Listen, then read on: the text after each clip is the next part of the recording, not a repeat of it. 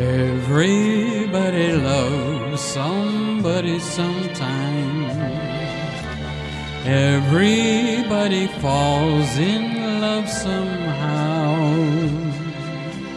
Something in your kiss just told me my sometime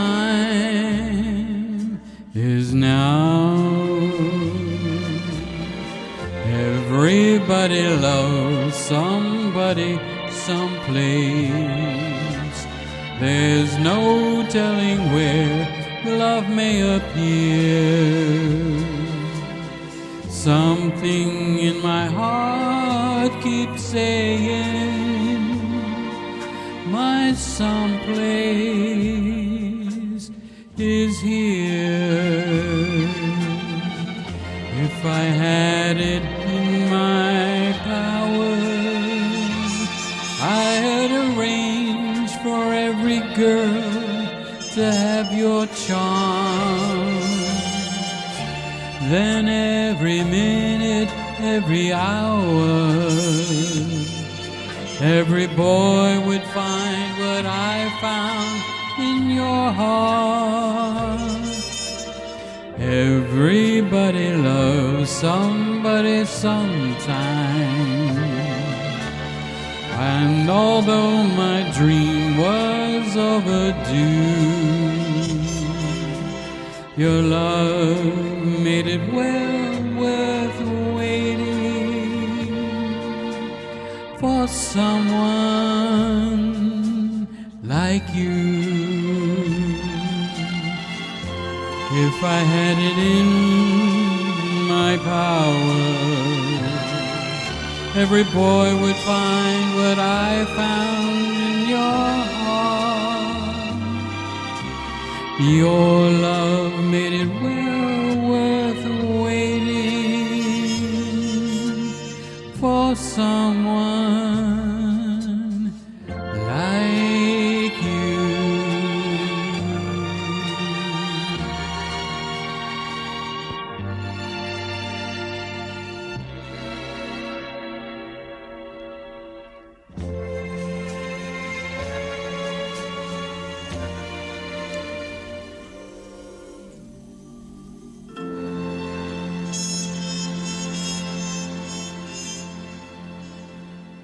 Well, welcome, guys.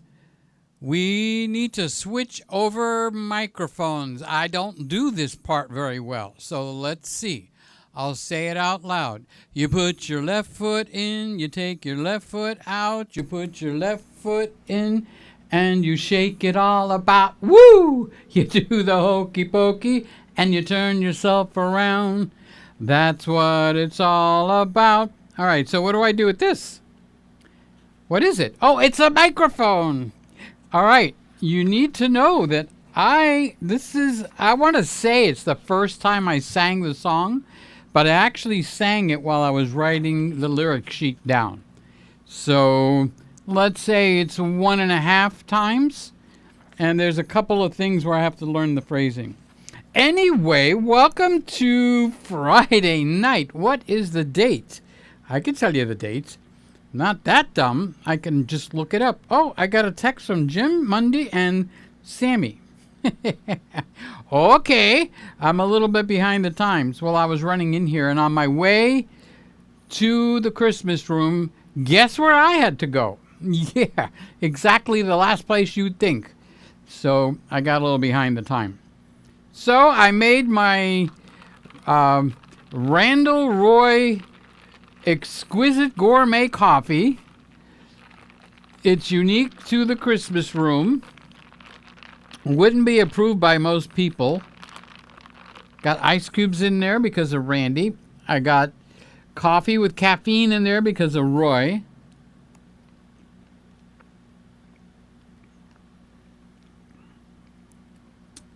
Cheers, everybody. Get your libation of choice. Oh, I'm over here. And let's make sure everything is running very well. Let's turn down the feedback. Randy might come in. I don't know if he's going to come in or not. He knows more about the topic tonight than I do, although I am absolutely loving it.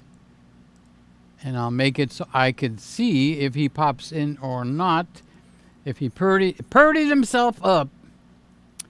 So, welcome.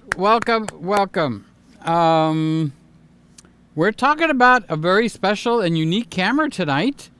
We are talking about a camera I don't even own, but I am borrowing it.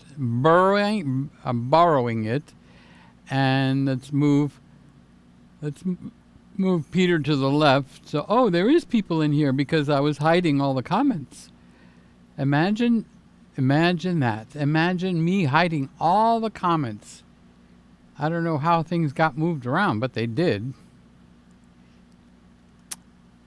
So Jim Mundy's here. Randy. Oh, Randy's here. So, I said I was going to turn that on to see if Randy was going to come in or not.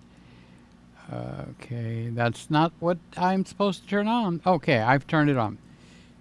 So, we're going to talk about a camera that doesn't belong to me. It is the Leica. A Leica. Can you believe Peter has a Leica? Do you like the Leica? Do you like the Leica? I like the Leica. I like the Leica a lot. Okay, I found a lens that I thought I had lost. You're looking at it right now. I had the 42.5 millimeter lens on the Olympus. And I knew I had a 25, which is going to give me a field of view of, it's going to give me a 50 millimeter lens. That ought to wake Roy up if he's here. He's the crop sensor police. Okay, I feel like I'm sitting a little low. So let's see if I can. Oh yeah, I can. Look at that. Marie. Okay, that's a better. Okay, so the A7 IV had to come off of the tripod. It sure did. So what's the guy to do? What's the boy to do? I put on the Olympus. I put on the Olympus camera, and I did get the 50 millimeter 1.2 lens on that camera. So over here we have a 1.4. Actually, we have a 1.2, 1.4, and a 1.8. It's like boom, boom, boom. I don't even know what's above there. I think it's a 1.8. It's up there. So this camera is Randy's camera, technically. It belongs to him. He is letting me use it for a long, long time, I hope. Anyway, I wanted to have a Leica to play with and show it here. And honest to God, this camera, besides the camera itself being unique in the way that it handles things, it actually introduces a brand new way of doing photography, a way that I would say 9 out of 10 of us haven't thought of. And I would be one of the 9 out of 10. It would be contrary to the way I would do business. You know how people do business? Some people will, mortgage everything to the hilt. And others will, I got to pay for everything as I go along. Well, with the lawsuit that I went through, I didn't have a choice. They took away, it's my homemade bread with cream cheese on it, because I didn't eat anything either. And I didn't want my stomach to be rumbling during the show tonight. Okay, so are we sponsored? Heck yeah, we're sponsored by me. Okay. We're sponsored by one of the best people you got going. All right, so if I was going to do a commercial, I would say never shoot with your flash unit straight on, because that's very harsh flash. It will make any subject or anything that you're taking a picture of at all, it will make it the worst possible look you can get. You can't get any worse than shooting direct flash.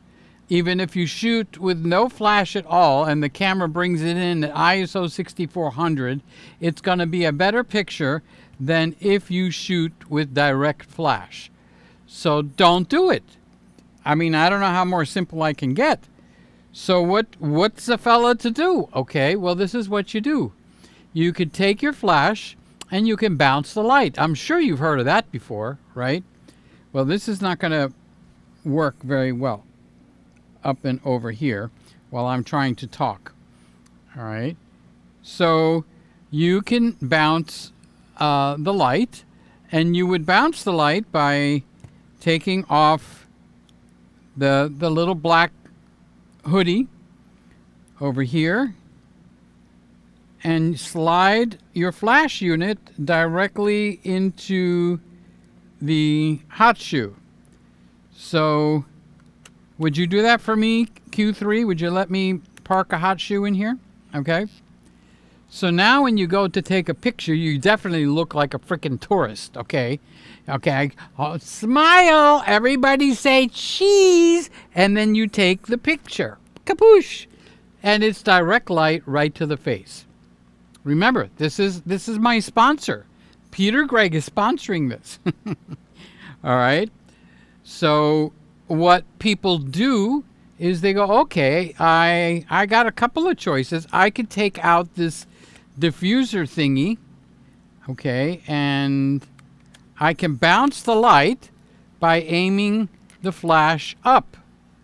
And I could pull out this little white card, and when I pull up this little white card, okay, it's going to give me a little like a spit of light forward.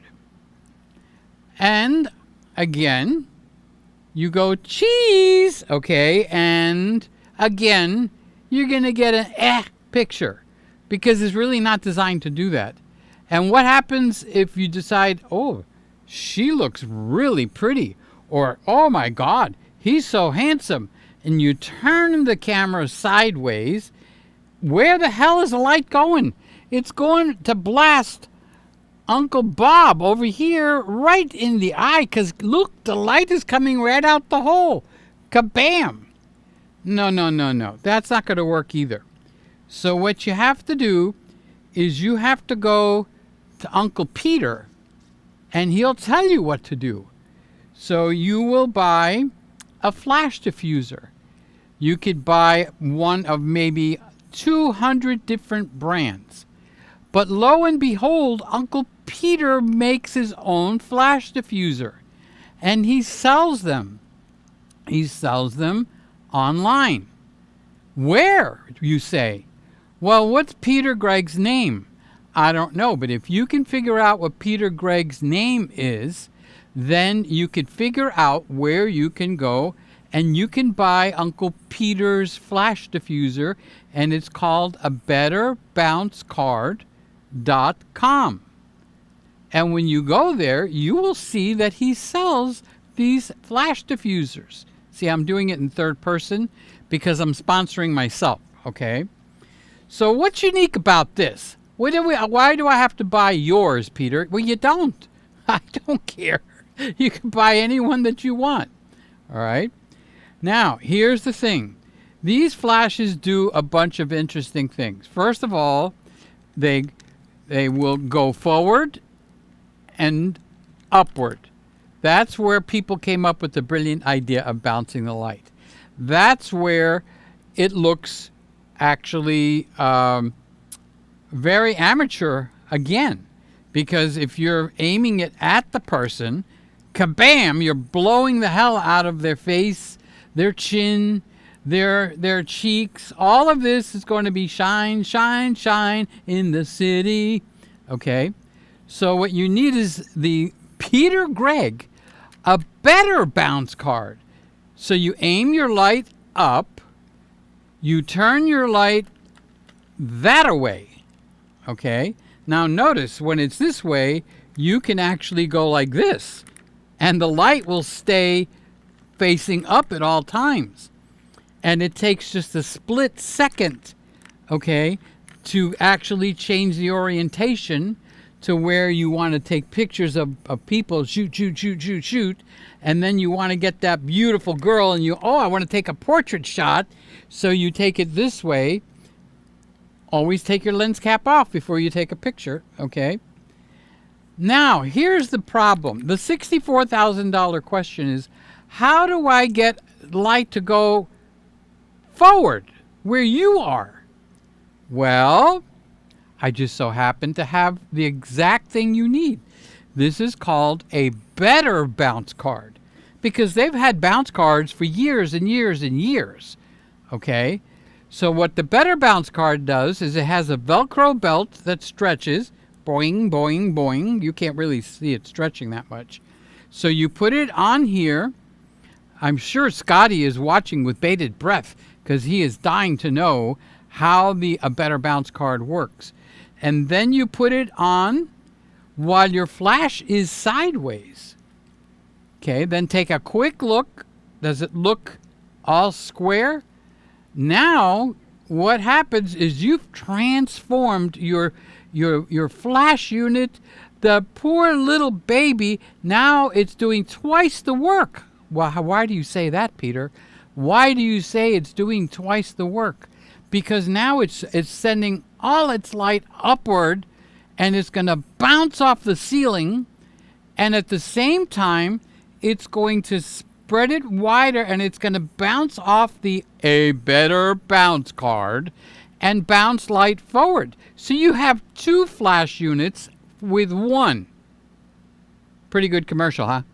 All right. So now if I'm taking pictures of the people with this wonderful Leica camera, okay, and I decide that pretty girl, she needs a portrait type shot where you pose her and she looks gorgeous, and you raise up one shoulder and lower the other, and you turn your camera around. But as you turn your camera, you hold the flash unit and you keep it facing up.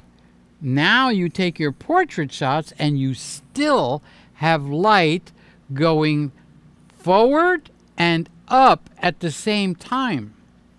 And you say to yourself, Peter, and I'd say, what? Are you paying attention? What if I want more light to go forward and less light to go up to the ceiling? What do I do if I want to do that? Oh my gosh, do you know there's an answer to your question? You go to your flash unit, and on the back, you will see a button that says zoom. You don't believe me? Okay. I thought we were friends. I thought you believed what I was saying. But if I put this over here, you'll see right here in this corner, there's a button that says zoom. Okay. If I angle it, there we go. Now you can actually see that button. It's a zoom button. And when you use the zoom button, magic things happen. The more you zoom it, the narrower the beam, which means more light will be going up. The less you zoom it and you make the flash unit wide angle, I'm not talking about the lens, not the lens, just the flash, it will make a wider dispersion of the light, which means it's going to hit more light on the back and send more light forward and a little less light forward. So by zooming the flash manually, you can actually control how much light is going up and how much light is going shaping straight at you. Now, wouldn't it be nice if these bounce cards came in different size?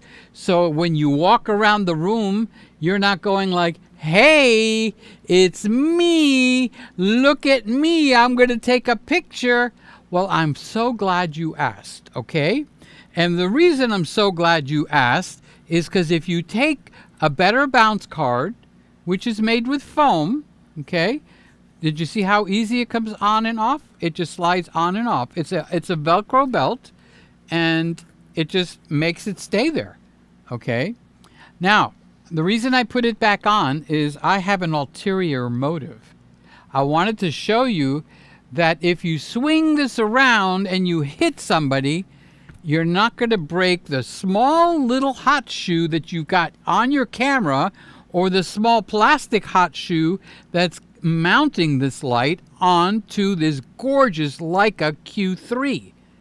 So if you hit this, boom, it bends. If you hit it backwards, boom, it bends. They make these very thick, heavy plastic Tupperware units, and the Tupperware units are hard. If you hit that Tupperware unit, kabam, you're going to knock that plastic hot shoe right off, and you've got yourself a $400 repair bill. No, no, no, no. Nay, nay, nay. So the fact that this is built with a very thin foam, almost toy-like, is to your benefit. So now if you want to look a little bit stealthy where everybody's not watching the photographer, take this one off and buy yourself the set of 3. There's 3 different sizes. I got a little baby one. And you know what? The baby one does exactly the same thing. Except the whole shebang. Now I'm stretching. Apparently I haven't put this one on here before. So I'm stretching the Velcro. It's a stretchable Velcro. Nothing gets stuck to your flash or anything. Now you've got the same setup. Let's say you're in a small room and you're taking pictures of a child or a bride that's getting ready or somebody that's in the kitchen, and you don't need the really good sized normal big one. Okay, you put the little one on, and when you want to take a picture portrait because you want to get your wife or your girlfriend, or you want to get your girlfriend and your wife in the same picture, okay, you just, again, you're in portrait mode and you've got the same action going. So you're diffusing the light, you're sending it up, you're bouncing it off the back, okay? Now, let's say you've been in photography for 1,000 years and you really know what you're doing, and you get into the mood that I really want to do fancy work with this, Peter. How can I do fancy work? Well, there's something called bouncing the light. Bouncing the light. Bouncing like a ball. Except you're not going to bounce the ball like a basketball down to the floor. You're going to bounce the ball up to the ceiling. Kaboom! And if you bounce it, you can actually throw it forward, and it'll bounce at a 45 degree that way. If you bounce it over your shoulder, it'll bounce at a 45 degree that way. Guess what? If you bounce it over the other shoulder, it'll bounce 45 degrees that way. Okay? Now, when you do that, you have to remove this. Ta-da! It's been removed. Now, you can aim this any way you want. And wherever you aim the light, it's going to go and it's going to bounce. And remember that little trick I told you about the zoom button? If you zoom it all the way out, you're going to make a very small circle. That's a small circle. That's a big circle, okay, of light. So you zoom your flash and you start bouncing your light all around the room. You can bounce it forward so it 45s out that way. You can bounce it to your left so it 45s out that way. You can turn it all the way around to your other side so it bounces all the way out that way. The light bounces back at a 45. So you're basically making a ceiling light anywhere you want to add your flash. You can add it just like it a little bit to your right. And what that'll do is that'll light the person on that side of their face, and the other side of their face will be darker. Isn't that amazing? All right, so we have introduced a new problem. So let's say James is standing over here and he's watching. He's my buddy. James is my buddy. He's my pal. And James is standing right here next to me. And I'm doing this and he's going like, wow, Peter, you're awesome. Look at you bouncing the light all over the room. You're making a light fixture over there, or you're making a light fixture over there. And then suddenly you turn it over here and James is standing next to you. And look what happens. James's eyes are going to get blasted. He's standing right here, and they're going to get blasted with every picture I shoot.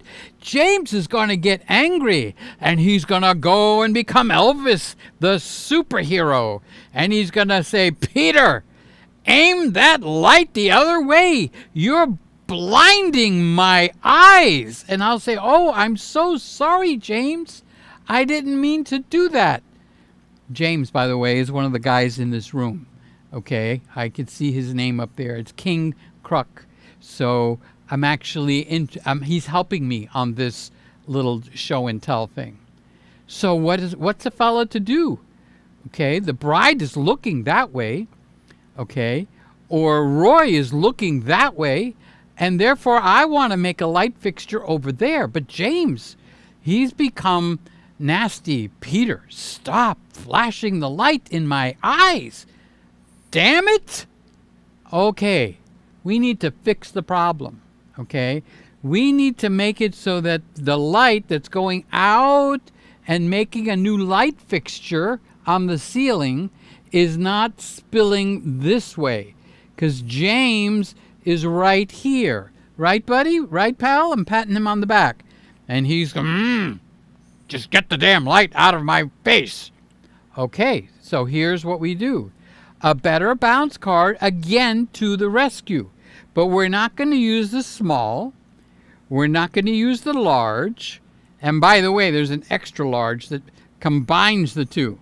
So that without the band here, it's that size. And it's a super extra large, the jumbo. Okay? We're going to use something completely brand spanking new. Well, what the heck are you talking about, Peter?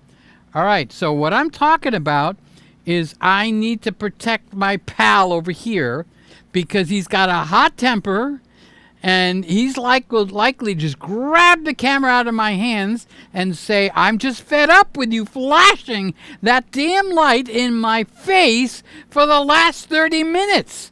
And I'll say, okay, James, I'm so sorry. Calm down, buddy. Calm down. Well, Peter Gregg is not that dumb. He made one where it's black on the back. Okay, so the black on the back shields everybody behind me all the time. See, black on the back, white on the front. All right, but we made one that's black on the back and black on the front. So you mount this a very weird way. It's like, you know how you cup, okay. Anyway, you can cup things gently so you don't squeeze them.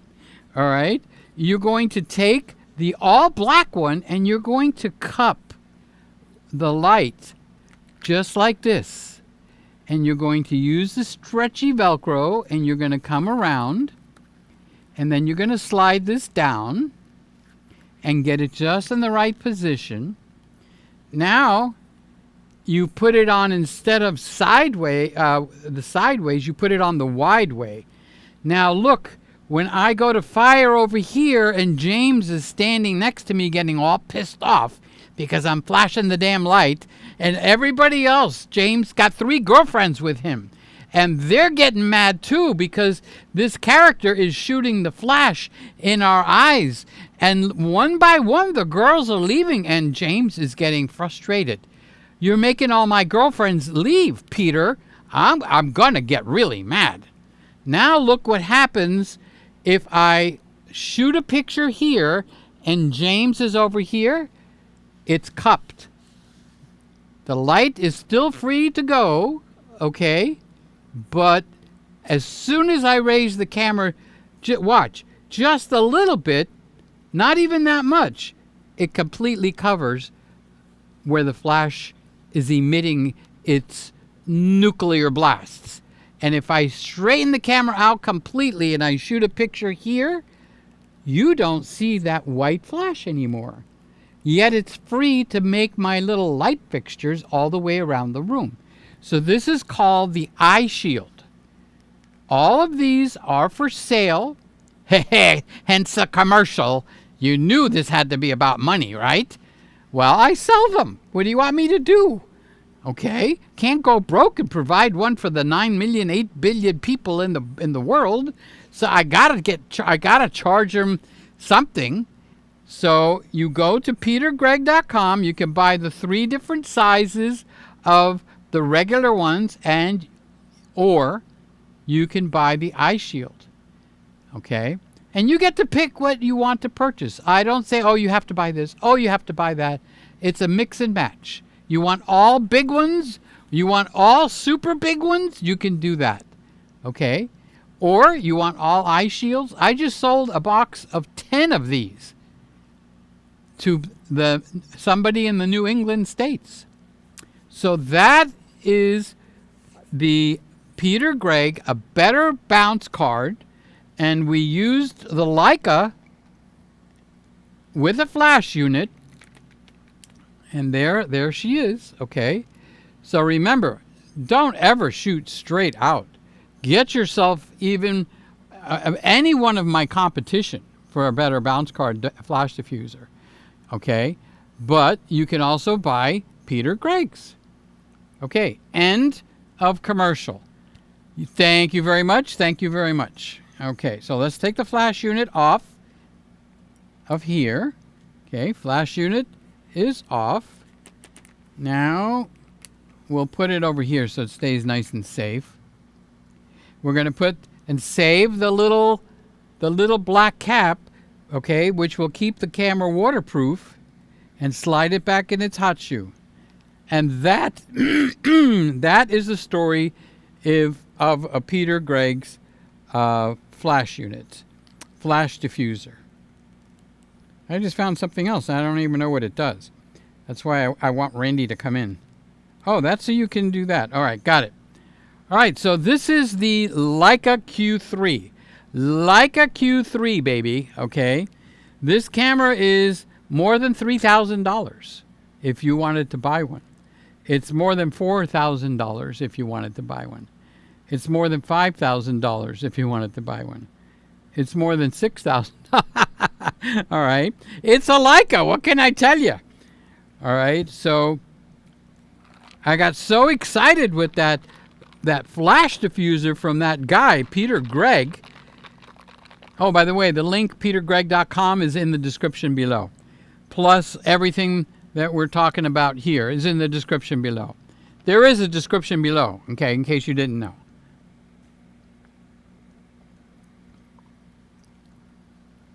Oh, man, that coffee is so good. All right, so let's take a look at the Leica Q3. Let's go to the overhead camera. Ta-da! Let's make it a little tiny bit wider so that we could see the whole camera instead of just a piece of the camera. There we go. What's the white thing over here? Oh, that's a paper towel because my cup sweats. And it makes little puddles for me. Isn't that sweet? Okay, now it's sitting. All right, so you are looking at the Leica Q3. It's amazing how many things will get into the frame. All right, it's a very small camera, and it has a 28mm lens on the camera body. Now, this 28mm lens does not come off. It is mounted permanently to the body. And Roy made a joke last week. I bet I could get it to come off. Well, you'd break your camera because it is actually mounted permanently on here. It's a kit. It's designed to be an all-in-one. All right, so the all-in-one gives you a 28mm. Now, what if you needed to zoom out? and get something that's a little bit farther, all right? Well, this camera has some special tricks, and I'll show you what its trick is after we do a little bit of a tour. So right here on the top, this is your shutter speeds. So you can move your shutter speed to anything you want instantly. No menu, no fuss, no muss. You don't have to take the time to stop and comb your hair, because all you want, if you want faster shutter speeds, just move it up to 250. Okay? Can you see it good enough, or should I zoom it in just a little bit more?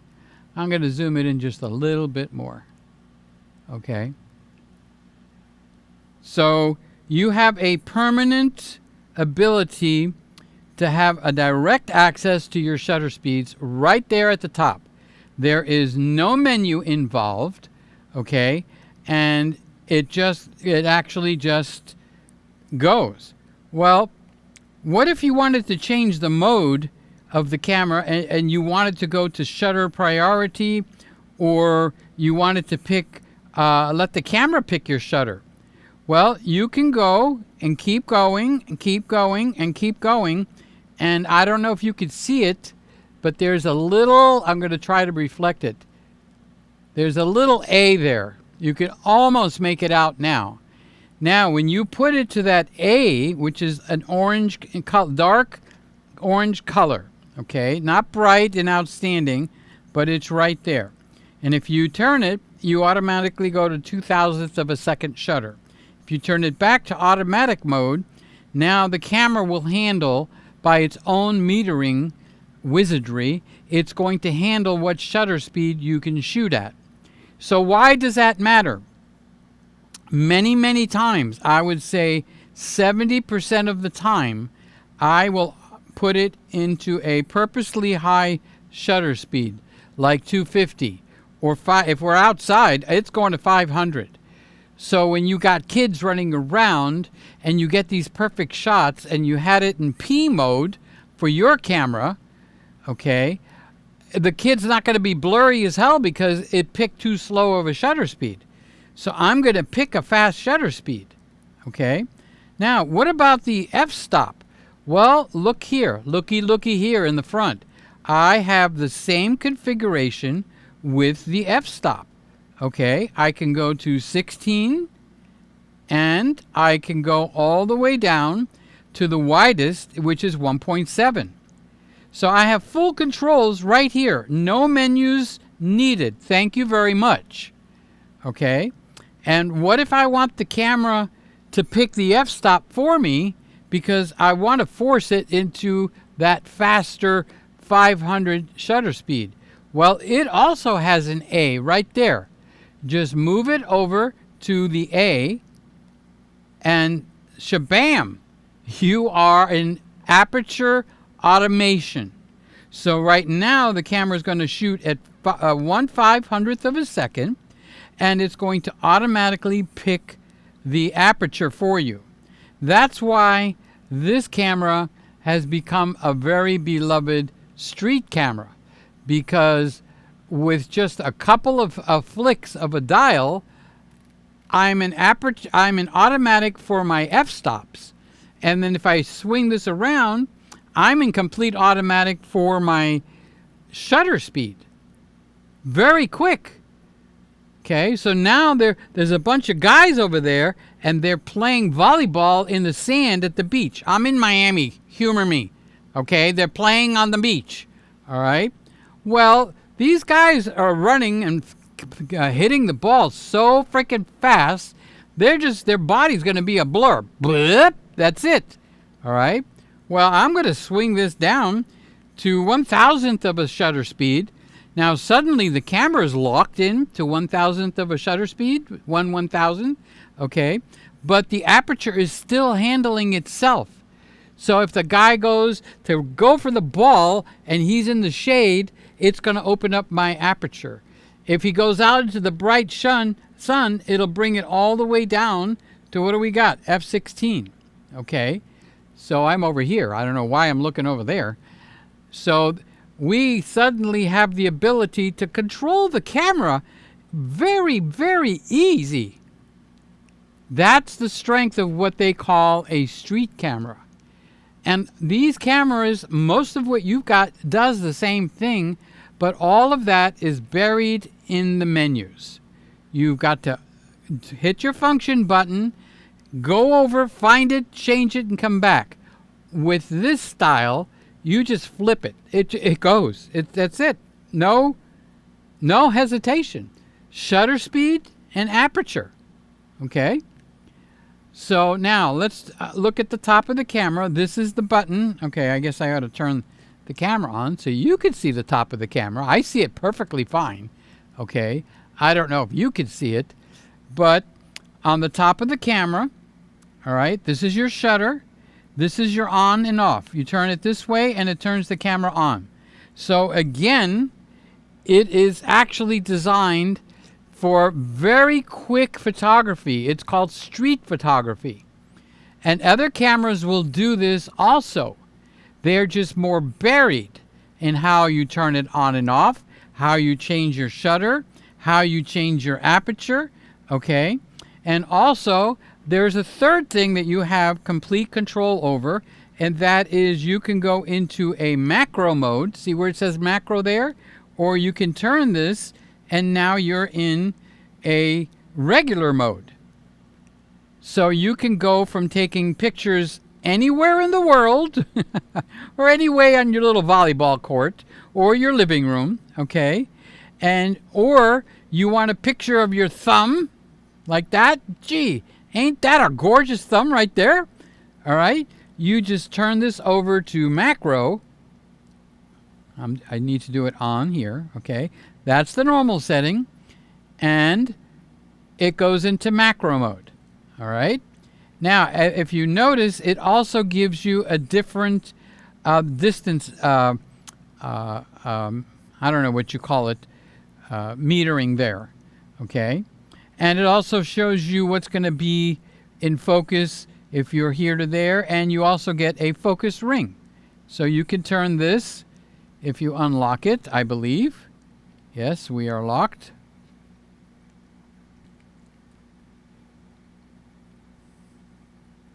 Can't be that hard. So the trouble is it's very dark here, and I can't see which way this flips. Oh, left and right, and I'm going up and down. Okay, so then you can turn your focus ring, okay, let's go there, and manually focus. So all of this is available to you on the fly. And actually, the spot here that I still haven't gotten, I bet it goes up and down. This is what you call embarrassing, because I can't figure out how. Oh, there you go. All right, so it goes one direction where it locks and the other direction where you're free. And that's what I was having a embarrassing moment live on TV. I couldn't find the damn button. It's right here. It actually gives you a very nice spot for you to put your finger. See how it rolls back and forth? Nice little curve right there. Let's see, am I... Okay, you can see it better. See how it's got a spot for your finger? So you could just do that right there with your finger. Okay? And then you can go all the way to one side. You can go all the way to the other side. Now, those of you that are really good with your eyes, look at the distance meter here. Now watch when I change this back, this distance meter is going to change. Okay? Now we're in feet. And when I go back and forth now, we have a completely different graph there. Okay? Now, if I tilt the camera forward so you could see the back, you could see what's going on the screen. Okay? I'm trying to do the glare. Now, again, in the feeling of being able to do everything without going into menus, if I take my finger and I just slide it one way, did you see me slide it?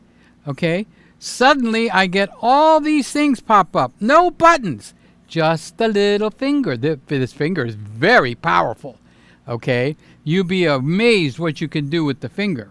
If you slide it the other way, you actually can change it from photo to video to photo to video. Just, you could do this all night long.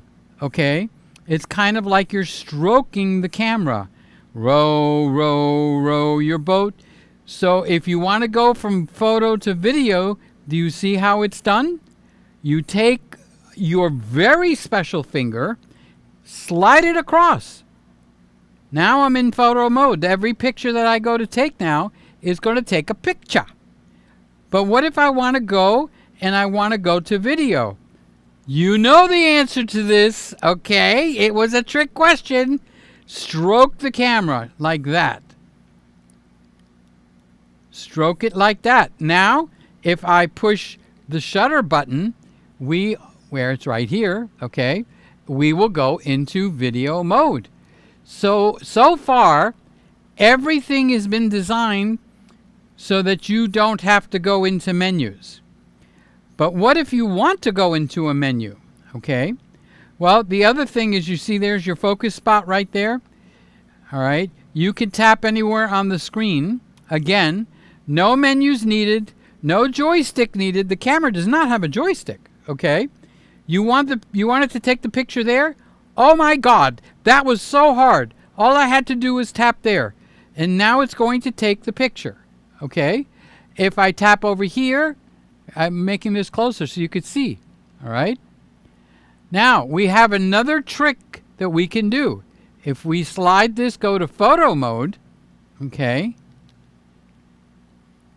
If you press, let's go to macro, because this is really cool. Okay. You see that the white box in the center? If I just half press on that, okay, I can't get far enough away. See if I can get higher. My arms are not long enough. If I half press on that, okay, if you get it to turn green, let's make sure I can do that. Yes, okay. If I get it, I just took a picture. All right. If I get it to turn green, all right, it'll actually, while I'm holding my shutter button, it will start tracking. No menu needed. You want to track that?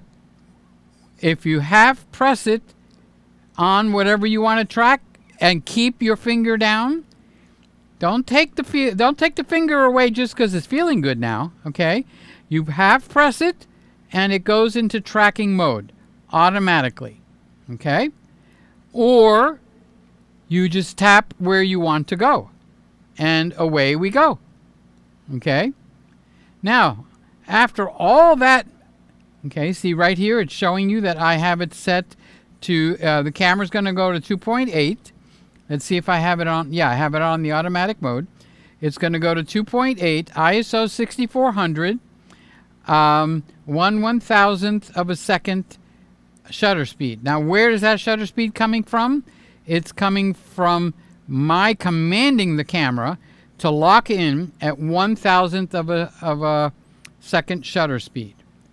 Now, you can't really see them unless I make it, okay. Now you can see them. There's two very stealth buttons right here, okay. All right, so if I push the one on the left, okay, watch what happens on the screen. I'm going to tap it over. I'm going to tap. I'm going to tap. I'm going to tap. I'm going to tap. Okay? So you see how it's got no white box there? If I tap it one more time, there is a white box that appears. So every time I tap, we're going to go, let's see. Randy's telling me. I don't know why you just don't come in, Randy. You're better at this than I am. He says it's in macro mode. Okay, so I take it out of macro mode. Well, the lens is sitting on the thing, so it doesn't matter. Okay, but as I'm tapping, these white boxes are doing something. Okay, and this is where you have a completely different way of doing photography, is what Leica is doing here. And you can do this on only a very few cameras, okay?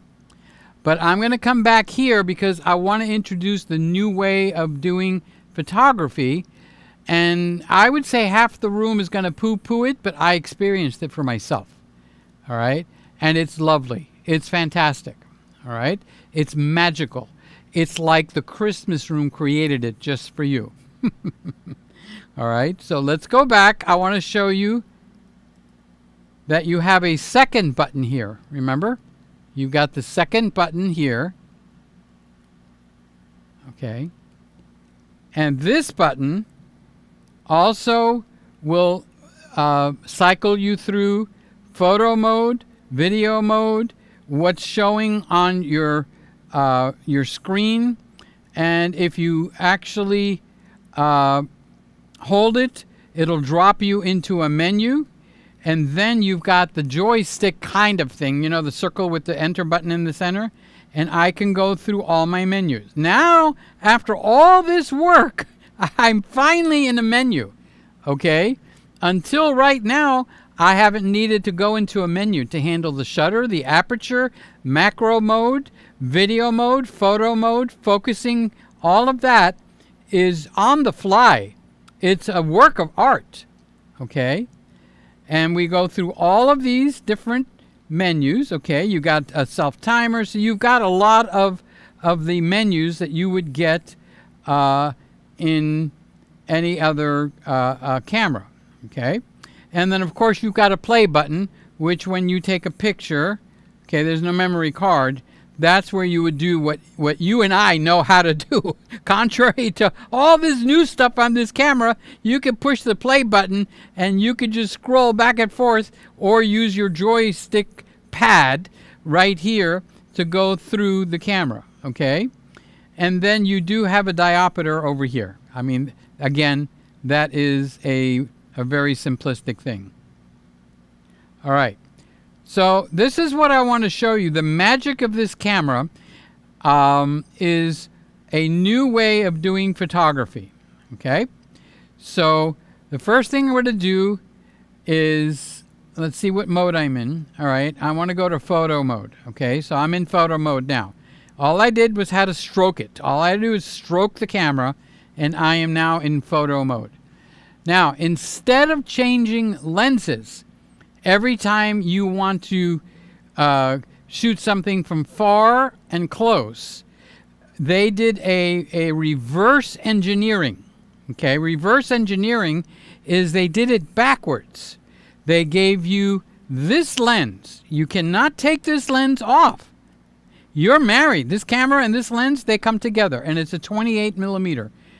Prove it. It says it right there, 28. Okay? Now they make a second model where it doesn't say 28 right there. It says 43. So you could spend another $7,000 and have two of these. All right? One of them will be a 28 millimeter, which is this one, and one of them will be a 43 millimeter. But let's say you don't want to be stuck in 28 millimeters. Well, how about if we do this? How about if we put a huge son of a gun sensor in here, 60 megapixels, okay? Not 12 megapixels like the Sony FX3.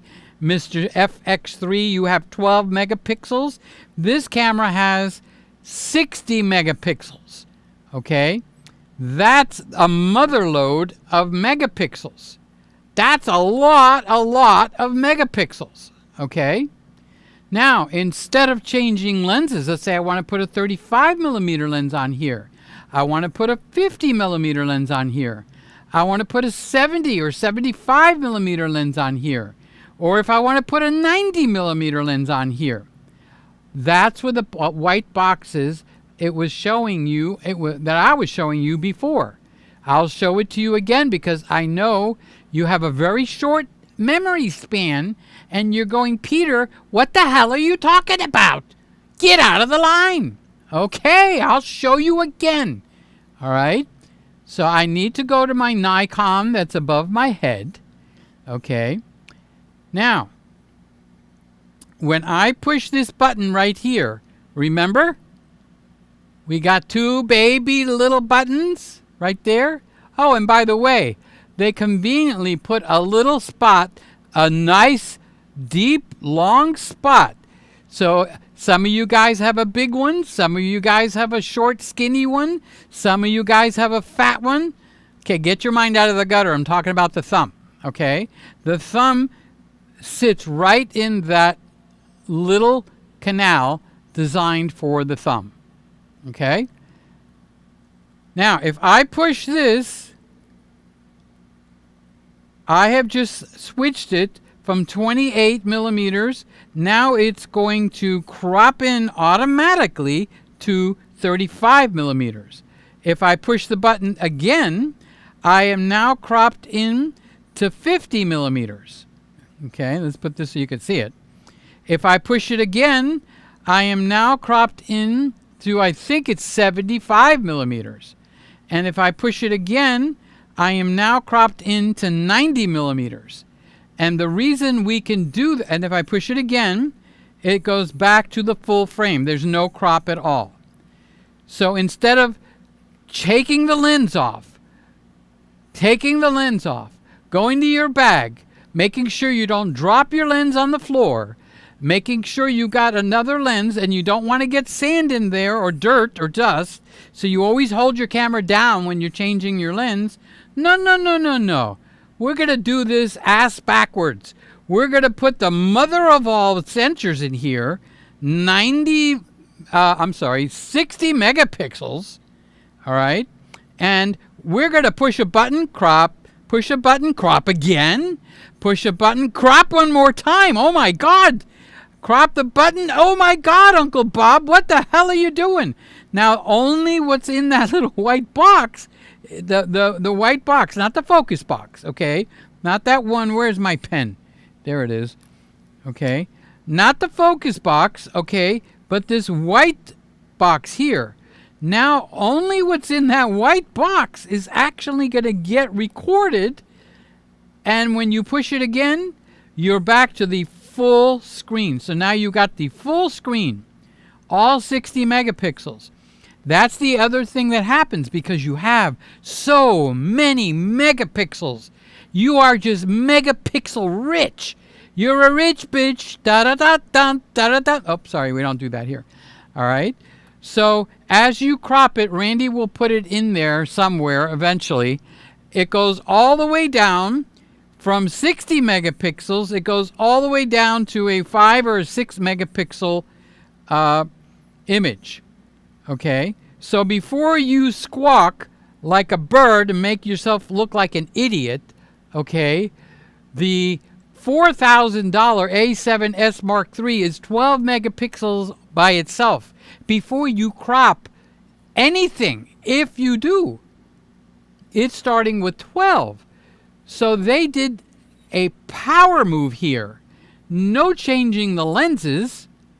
You just push a button. I'm at 50 millimeters. I'm a happy camper. I'm at 90 millimeters. Oh my God. Okay. Now there is a couple of catches. All right. They're not big ones. And they're also a catch that's a positive thing. It will set you free. Okay. It will only crop and give you those crop looks when you're in the JPEG mode. You know what JPEG is, or do we have to go back to class? And this is a JPEG. Class, Ferris Bueller's going to come. I'm warning you, okay? Only when you're in JPEG mode will it do that cropping trick, okay?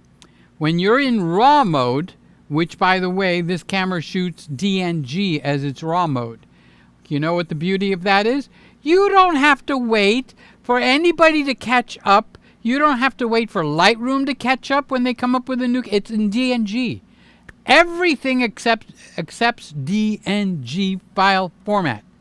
And DNG is so close to RAW, it would take somebody that's maybe a magician to be able to tell the difference.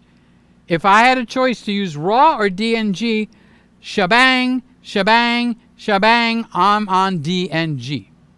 Now, what happens when you shoot DNG? Remember, this is not about people and going, I want RAW, I want JPEG. Now, that argument is not on the table, okay? It's what's on the table is you shifting through the gears, okay? And Leica has given you the ability to shift through the gears. They allow you to choose your f-stop or go automatic. They allow you to choose your shutter speed or go automatic. They allow you to change your focus or go automatic. They allow you to go DNG, where you're always shooting the full frame, or go over to JPEG and push your button. When you push the button, okay, oh, I'm not on that overhead camera. When you push the button, okay, it stays. You notice how it stays? Let's darken the screen. I'm darkening the screen by lowering it down and blocking the lens, so you know how I'm doing that, okay? So if I pick the camera up, suddenly it's trying to focus on my green cloth. See the green cloth over here? Where is it? Right there. All this green, okay, basically it's a microfiber blanket. Now if I set the camera down, hands off, mama. Look, ma, no hands, okay? I block the light. So now I'm shooting at that crop mode. And if you look over here, can you see it? Is it close enough? I could try to bring you closer again.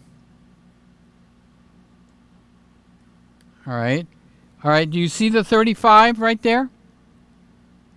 Can you really see it? I don't know if it's focusing on that or not. Every time I push the button, that number's going to change. Okay, now I'm in the 50 millimeter field of view. It's cropped. All of this is getting cropped out. Okay, if all these words weren't here, it'd be the whole picture.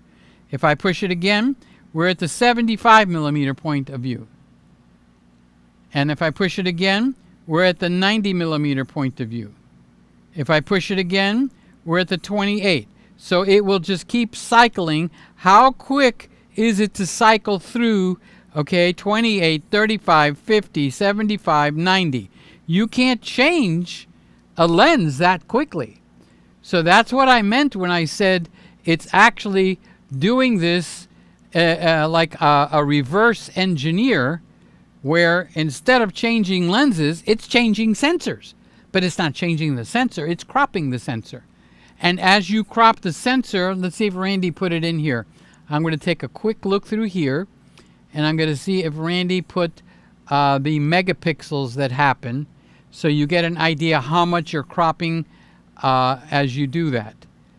I don't see him. He put it in last week. He'll do it again. Once he knows that's what I want, he'll get it done. Okay? We'll go through all these pretty quickly after I'm finished with the tour of the camera. All right, so Randy, what I want is what you put in last week, where you showed the actual individual megapixels for the crop. Okay, so when you go from 28 to 50 millimeters, you're cropping in. You're actually recording less megapixels, but only in the JPEG. If you put it to RAW or DNG on this particular camera, it always stays at the full size, and then it is photographer's choice. You zoom it in where you want, how you want, on your computer. So if you're using Lightroom, I happen to use Photomator now, and this works great in Photomator.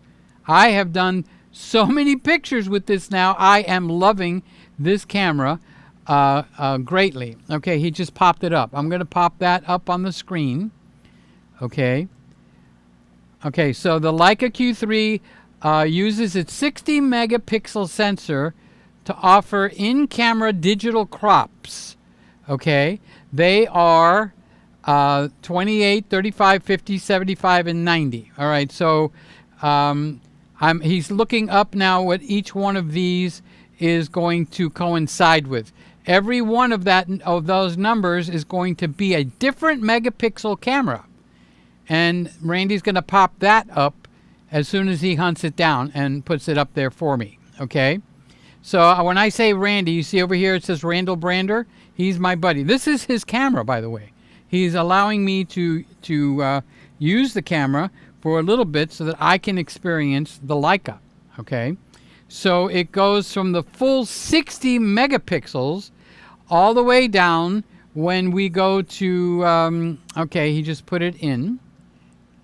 Let's get that up there. All right, so this is the resolution that happens. All right, at 60.3 megapixels, okay, did he put the numbers in there? I don't see the numbers. Okay, Randy, do that again, okay? Instead of putting the actual size, just give me the megapixels. Because if I tell somebody it's a 50 millimeter lens, I don't want to get into the actual how much more that it will do those kind of crops, okay? So let's go. Let's go back. I lost my train of thought. All right. Oh, DNG. DNG is the equivalent of RAW in here. Okay. So Randy, I think he just put it up. Let me get my mouse over there. Okay. So when you are in 28 millimeters, which is what this lens is, it's 28 millimeter. I proved it to you. I showed you. It's got 28 written right there. Okay. So don't make me sound like a liar. It's a 28 millimeter, and the camera is, ta-da, 60 megapixels. There you go. Okay. Now, the next one is a 35 millimeter crop, and ta-da, we're at 39 megapixels.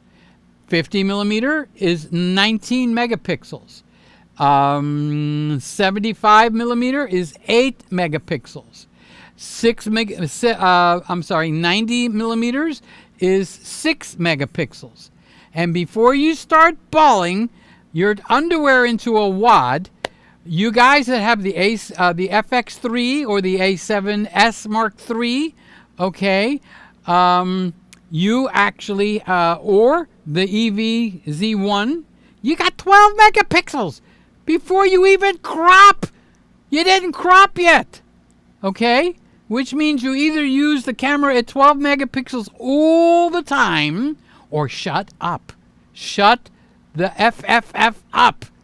Okay, because if you start cropping from your 12 megapixel $4,000 FX3 or A7S Mark III or ZVE1 and you just crop it a little bit, you're already down to 6 megapixels and you're still dropping. This one, because of the power of the sensor, 60 freaking megapixels, instead of changing lenses, you're changing crops. It's reverse of everything we've learned. My mind couldn't get around that. No, I don't want to crop. I want to change the lenses. Oh, but wait a minute. Look at the size of the camera. Okay.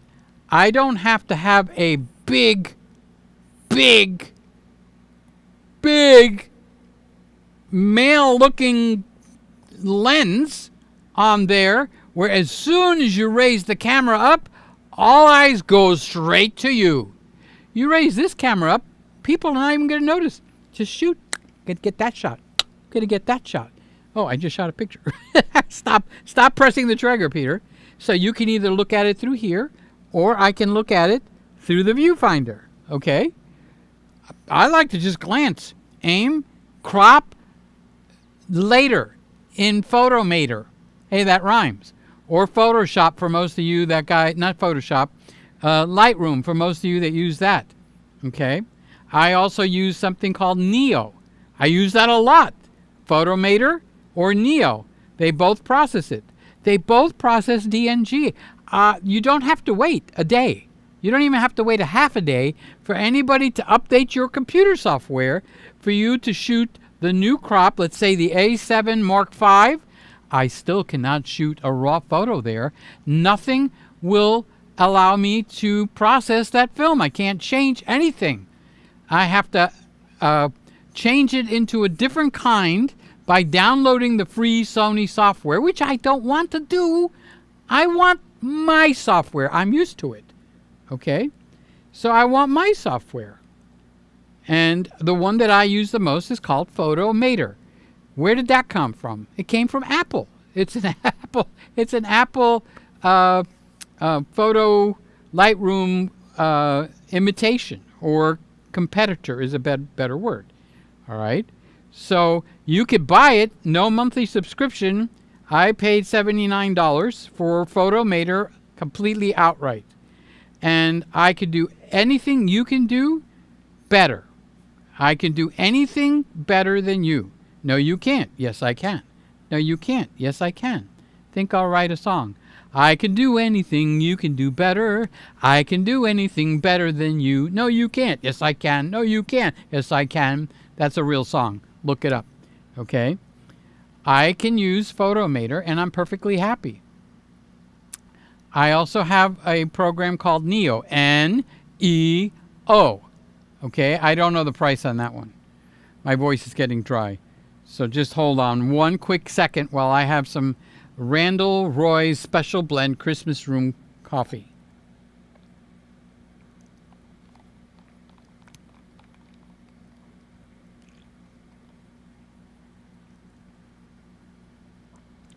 There's a lot packed into this camera. Okay, now, as much as is packed into this camera, right now we're looking at an almost 10-year-old camera. Okay, with an f1.2 lens on it, a 25 millimeter, and it's turned itself magically into a 50 millimeter lens. So I have a 50 millimeter lens on there. Roy is turning over in his grave. His fingers are like, let me correct him. Let me correct that Peter son of a gun. He doesn't know what the hell he's talking about. It's a field of view. It does the cropping just like we do here. That's what Micro Four Thirds does. It gives you a permanently cropped sensor. Okay? It's not the full frame. The lenses always stay the same. If you learn one thing about all these croppings, the lenses don't fall off and new lenses come on here. The lenses don't fall off and new lenses go on to that Olympus EM1 Mark II right up here. See? That's the camera I'm using right now. Okay? The lenses stay the same. No matter how much anybody wants to shove it down your throat, no, it changes. It's got a different depth of field. It's got a different the only thing that's actually different, there is one thing that changes. Okay? It doesn't change on the lens, but it changes in every one of your photographs. And that is something called lens compression. And that is something we all need to learn about, but it's not going to happen in this video. All right? So that is the beauty of this camera, that you are now shooting with a 60 megapixel sensor. Now, if you don't have $7,500, oh, by the way, they made a second version of this, and they put a 43 millimeter lens on here. Why did they choose 43 instead of 50? Their explanation, not mine, okay, is 43 millimeters is the view that your eyes are actually sees 43 millimeters. That's their explanation. Now, all my life, I have believed 50 millimeter is which is why it's my favorite lens. What I see is what I get. What I see is what I get. What I see is what I get. Hello there. How you doing? What you see is what you get. Okay? All right. So that is the beauty of this Leica. Now, we can do this someplace else. All right? Someplace you wouldn't have thought about. go looking for a small or smaller than this camera. Size is your number one priority. Remember what Sly taught? Use a smaller camera. It's less cumbersome for you to take with you. Okay? But this camera takes it one step further. You don't even have to change the stinking lens. The lens crops in for you. Okay? Because you're starting with 60 megapixels. All right? So we could do this with the Sony A7CR. A7CR. Ruff! Ruff! A7CR. 61 megapixels. Smaller than this. A better focus system than this. Don't tell anybody because this is a $7,000 camera. Okay? And what it does is they don't have a 28 millimeter, but they do have a 24 millimeter, very small lens. It's as small as this lens. Okay? This is a Sony lens. And look at the size. Okay? Let's reverse the hands. Look at this lens right here. They're about the same size, and I have a lens hood on here, and there's a built-in lens hood on here too. So they're about the same size. Sony makes a lens that's 24 millimeter. The lens on the Leica is a 1.7. The lens on the Sony is a 2.8. So you're going to lose a little less than a stop of light. But the sensor is capable of going up to ISO 25,600. So there's your stop of light, okay? And then if you shoot with that camera, which is half the price as this one, all right, with the lens, you're doing the same thing. Just mount the lens or take your Leica, go to the party, and just start shooting around. I wish I had this camera because I would love to shoot a wedding with this camera so that I could see for my own eyes. You know, sometimes some people like me are from Missouri. Show me. Don't just spit it out at me, Peter. Show me. So I can show you technically. Okay. Actually, let's see if I could do that. I wasn't prepared. Let's see what the time is. Oh, we've gone past our hour. Hello, it's a Peter Gregg show. What can I tell you? All right, so I'm going to open Photomator. I did some very quick and dirty walk around the house pictures. This house right here, okay? And I just need to find where these are because I'm having a really hard time seeing this. Okay, let's go in here. Okay, I'm looking for the test pictures. Okay, I found them. All right, you understand what quick and dirty is, right? If you don't understand what quick and dirty is, go home. Quick and dirty means I didn't make this pretty for you to see it. All right, so now what I'm going to do is I'm going to come back into my Ecamm. God help me here because I haven't practiced this, just like I didn't practice that song. I can't wait to see what it sounds like. All right. Now I'm going to go to a desktop view.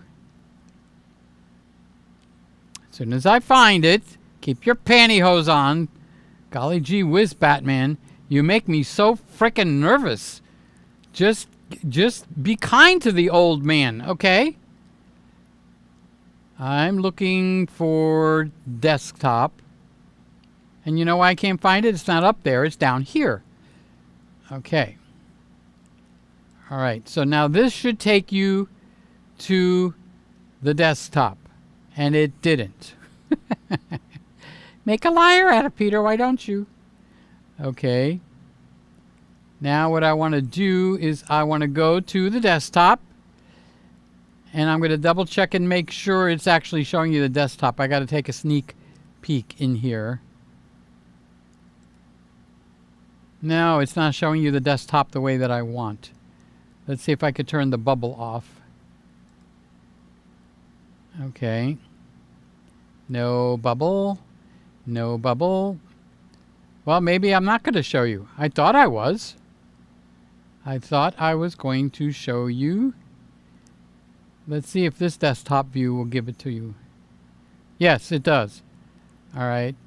So this is when you need Mr. Camera Junkie. He straightens my ass right out. All right. So you're looking at my desktop view right now. You're seeing Photo Mater. You got it, Joe? Okay. That's just the slang I use. Don't get, if your name is Joe, don't get upset.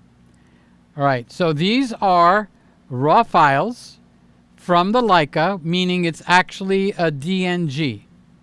Okay. So let's start with something easy. I'm at the end of the hallway. Okay. And there's the door that goes somewhere out of my hallway. Okay? Now, if I crop that down to 5 megapixels, all right, I want you to focus on this doorknob right here. Can you see the mouse? Okay. Focus on that doorknob, and I'm going to go, okay, and that's the doorknob from the prior picture. Okay? That is cropped from 60 megapixels. Now this is 5 megapixels. All right. And if I do a Command I, okay, I am shooting at 1000 ISO. Okay. Obviously, it's still going to record the lens at 28 millimeters, f1.7 at 1/50th of a second. You see where my mouse is going? That line right there? All right. And then this is showing you the camera, the lens, which is not going to change. It's all going to be the same camera. And it's showing you that this is 2000 by 1300. Okay, now if I back it up one, watch those numbers change. Okay. Well, I guess not. I wonder why it doesn't change. Maybe I have to bring it up again. Let's do Command I. Command I. Oh, I have to refresh it. Darn. All right, so now it's 9500 by 6300. Okay? But that is showing you the crop when I do all the way to 90 millimeter. Now, if I go again, this is my pantry stuffed with all kinds of things. Okay? Now, what am I going to zoom on here? I'm going to zoom from 28 millimeters. Okay, do you see the Instant Pot sitting here on the corner? I just drop things in here. I turn it on. Okay. And let's go to the next one. And let's see. That's the Instant Pot at 90 millimeters. Same picture. The camera didn't do the crop. I did. I could have cropped in a lot more. Okay. So we are in Photomator. So if I go up to the top and I go to the crop, okay, I can actually crop it even more.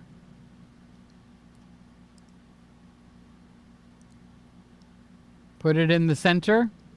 Now it's cropped even more. I bet you I could get an 8x10 print out of that. By the way, I have this problem which I can't stay level. Let's straighten that out. That bothers me. And yet every picture I take, I can't keep it level. Okay? So now, let's see what our next subject is. All right? So this is the corner of the kitchen. I took this picture 28 millimeters. What do you think I'm going to zoom in?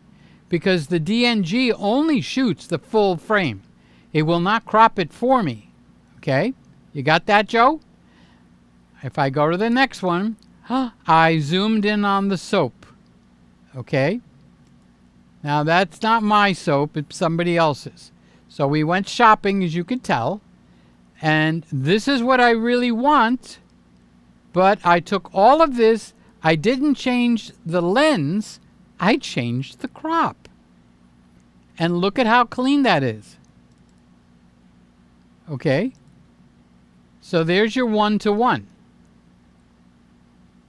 And I think I got one more example. Okay, here's the kitchen. You see how I'm leaning to the left? I also limp on the left foot. All right, so what do you think I'm going to zoom in here? I zoomed in on the Milk-Bone box. Okay, and you know what? I can click the crop, and I can crop it even more. I have 60 megapixels to work with, guys. You guys laughing. You guys have the last, I get the last laugh, okay?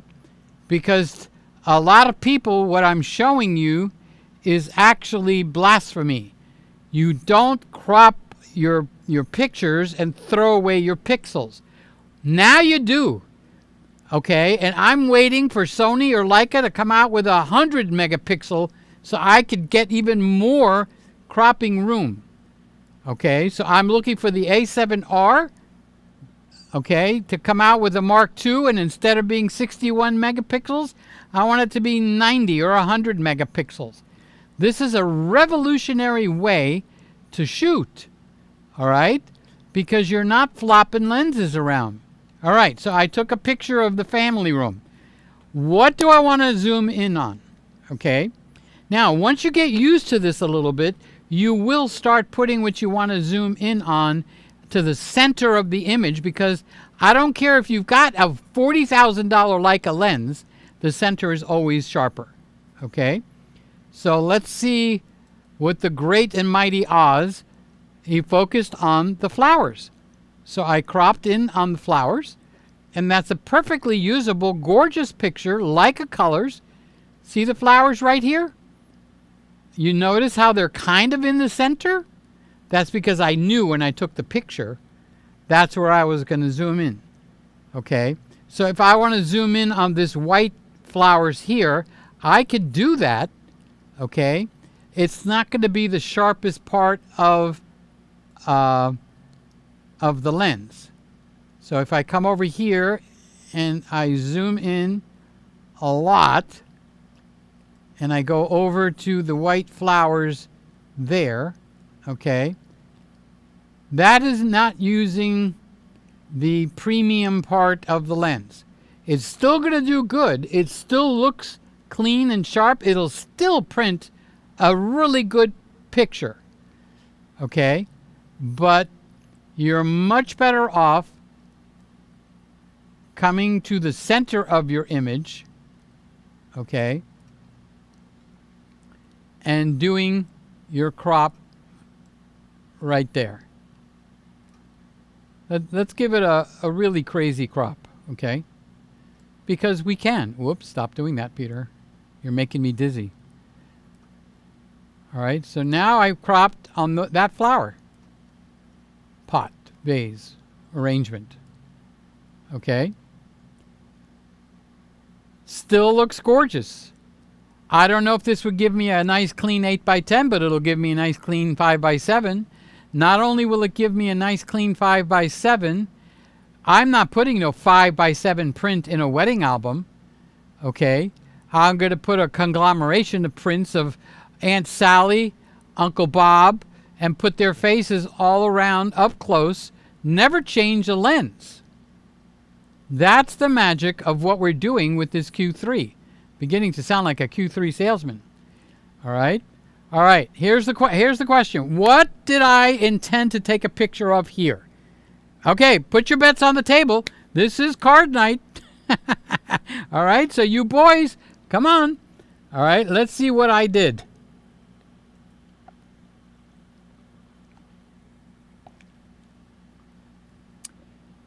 I did the white flower arrangement. That's in right here. That was my intended target. Now, if I wanted to take a picture of this up close, I would switch out to a 100mm lens, maybe a 135, or I would put on the 70 to 200 zoom, okay? And instead, I shot it at 60 megapixels and did that, and these crystals are still tack sharp. And I'm actually shooting at 1000 ISO here. Okay?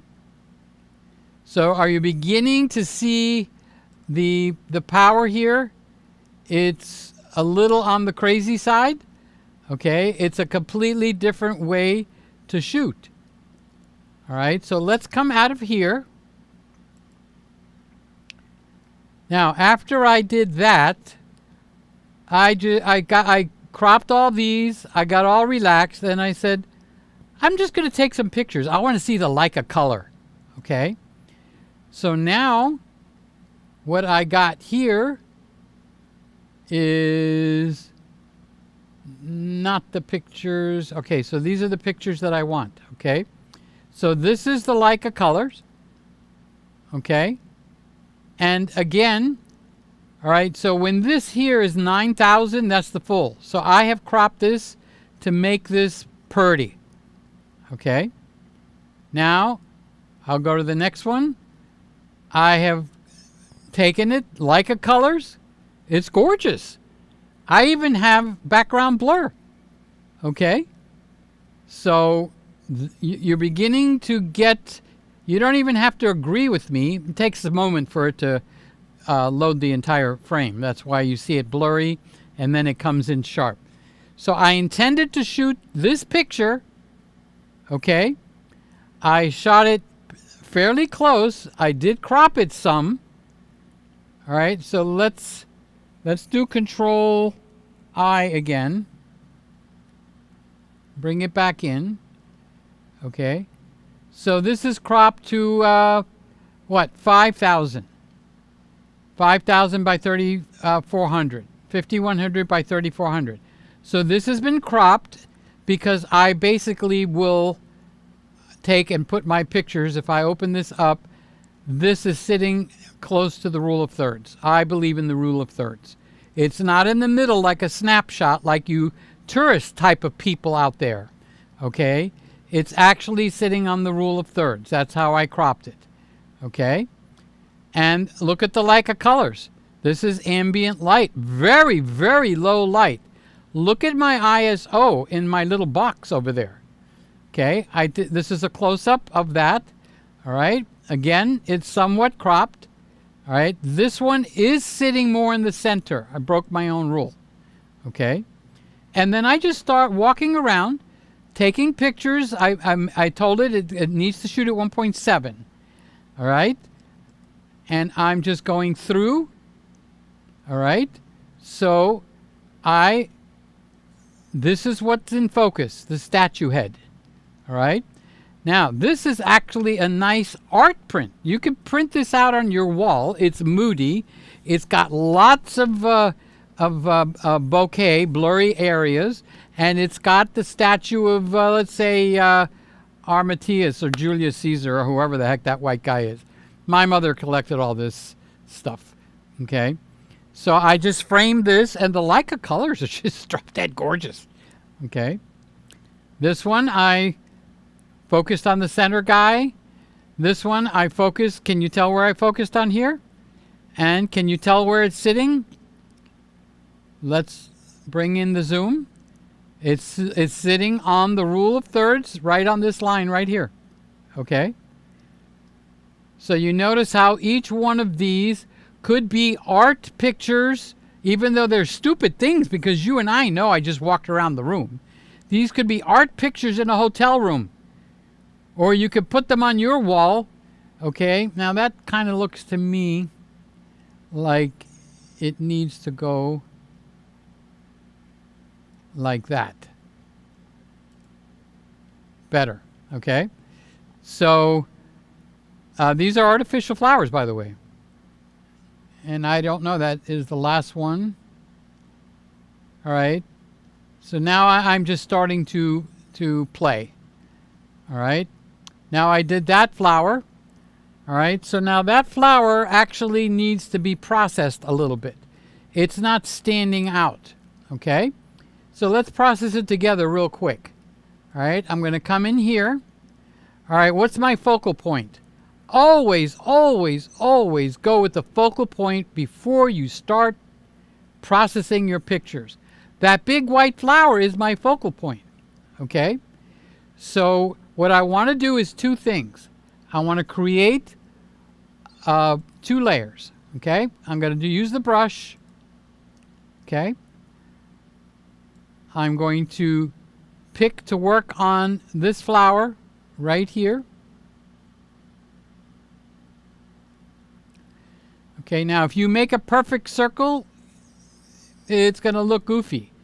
If you do something like a lightning like that, okay, and then you do the same thing over here, all right, that suddenly is not going to look goofy, okay?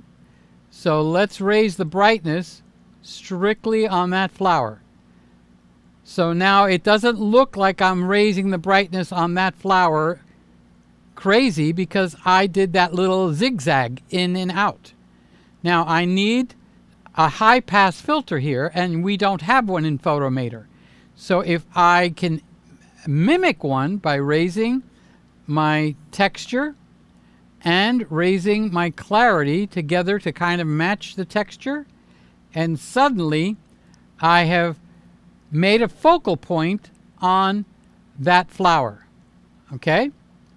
Now, if I want to get and become Mr. Dramatic, I want to duplicate this and invert right here in the upper right-hand corner. Duplicate and invert, okay? So now what I'm going to do is I'm going to take the area around it and lower down the brightness so that white flower looks like it's got a spotlight on it. But because I did that little zigzag over here, the light looks much more natural, okay? And I did the zigzag up here. If I just did a round circle on here, this would look really goofy, okay? But because I went out here, crossed across, and then came down to the corner, all right, it's kind of like messy, like you do when you're frosting a cake. Either you could put little peaks or you can make it smooth as pie. You don't want the smoothness, you want the peaks. All right? So now this is the background. Now I want, let's see if I move the texture. All right, so I want the background to be a little more blurry, and I'm going to do the reverse high pass filter by unsharpening the background. Okay? And that is my finished picture. All right, I can also come back to the first brush if I wanted to, okay? And the way you close this window, I found out the hard way, is just click up here where the word brush is. All right, now I can actually play with the white balance just a little bit. One way, cooler, more moody. Not by much, 8%, 9%, okay? And then I can come here, come back to the regular raw layer, close this out, and there's my picture a little more processed. So it looks like I'm one hell of a photographer, but you know what I am? I'm one really good processor. The trick into making your photos come alive is 50% in the camera and 50% in your computer. Okay? I don't think I have. Oh, okay. So here's a rose. I didn't process that too much because I don't think I nailed the focus. It looks like I focused here, okay, instead of where you would want the throat of this rose. So I didn't bother with it. Okay. All right. So this is a statue that's in the room. Okay.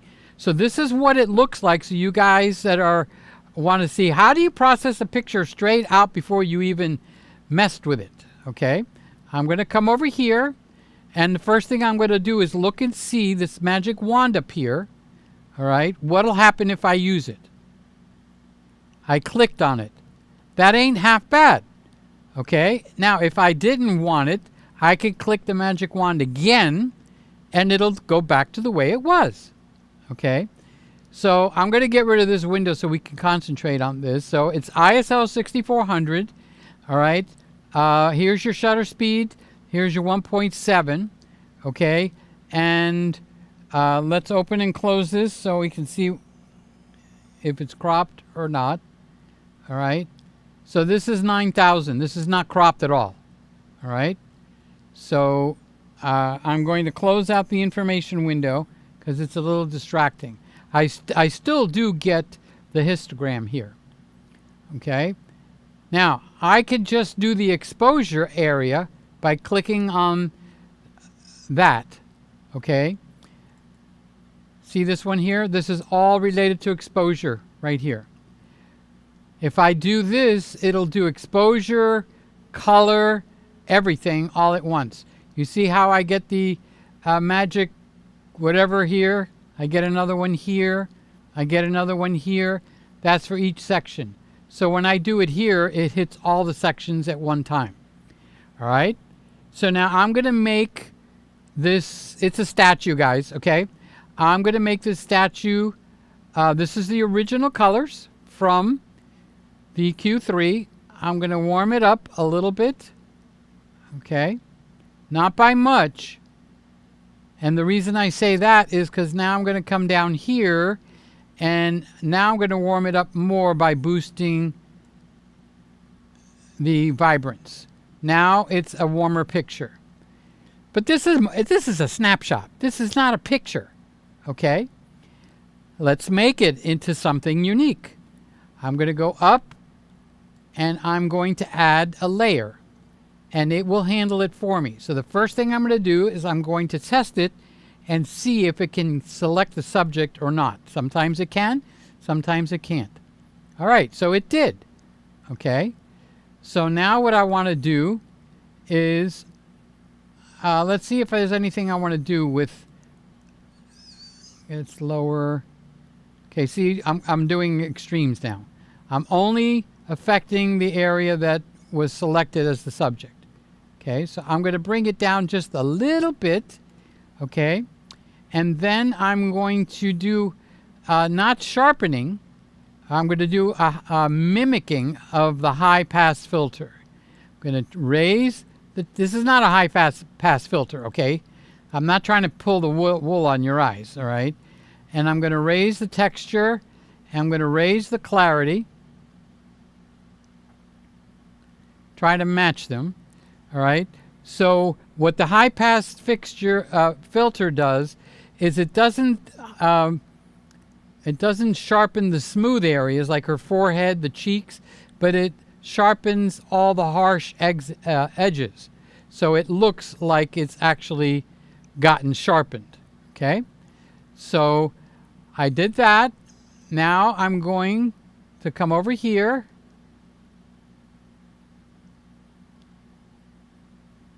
And I want to work on the background. So how am I going to do that? I'm going to go to duplicate and invert.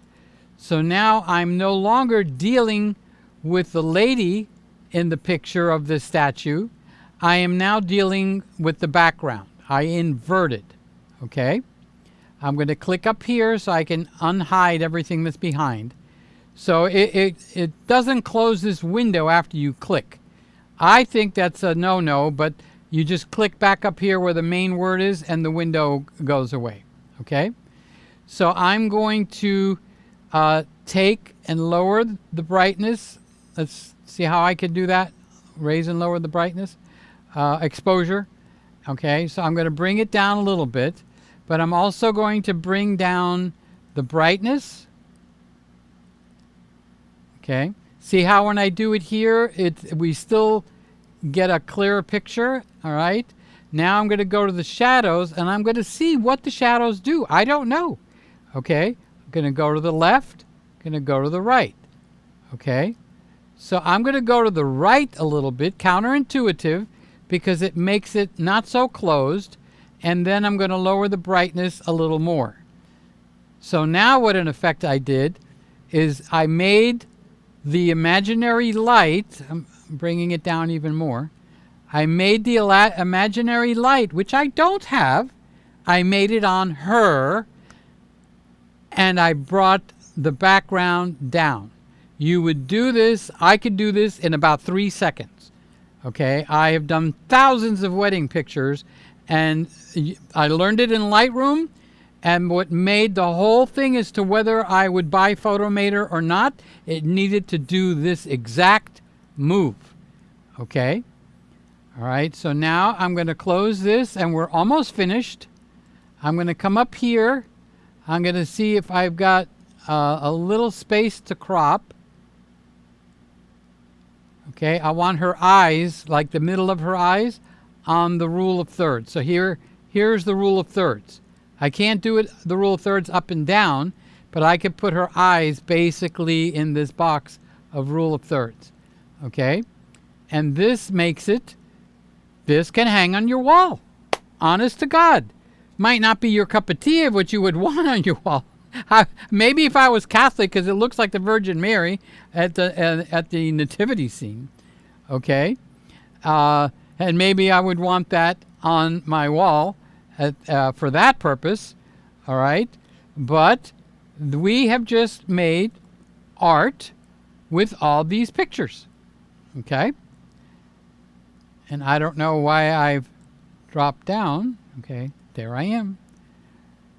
All right, so that's what we've done, guys. I don't know if you were bored or if you liked the ride. So we did two things. We went through and the Q3, and there's more to the camera. That's why I wish Randy had come in. Okay, but that's as far as we're going to go here. And there we go. So we have done some processing. Now, one of these shows, I will concentrate heavily on processing. So let's go.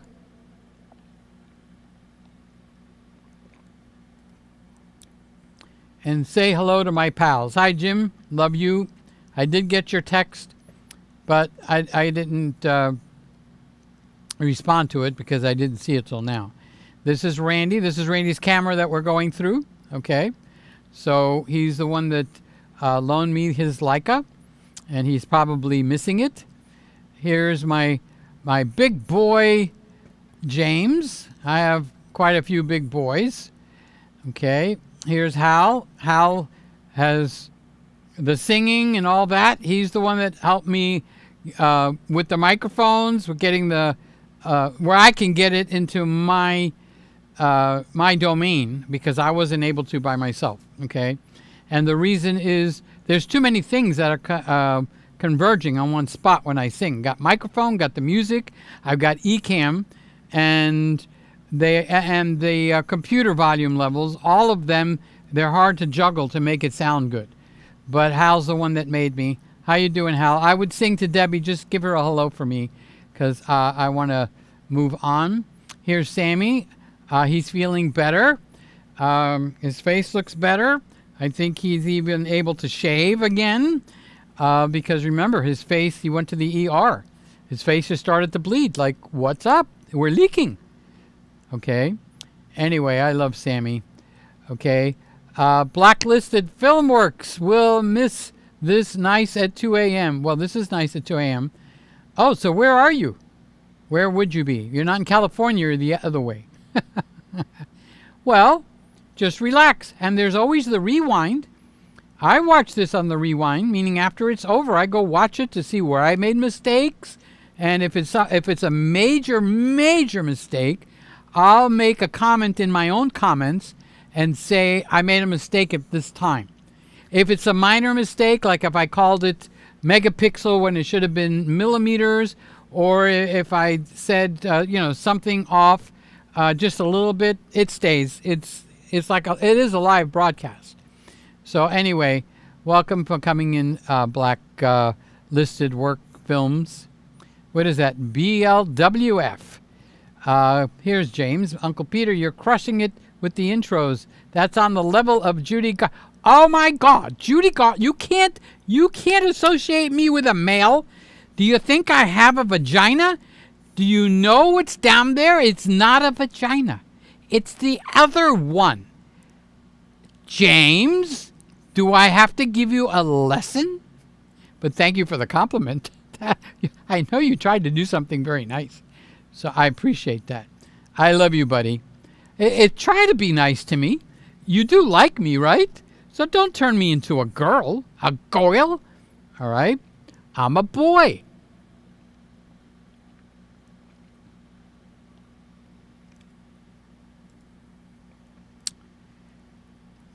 So Blacklisted is saying, hope everybody is doing good. And is anybody doing any interesting projects?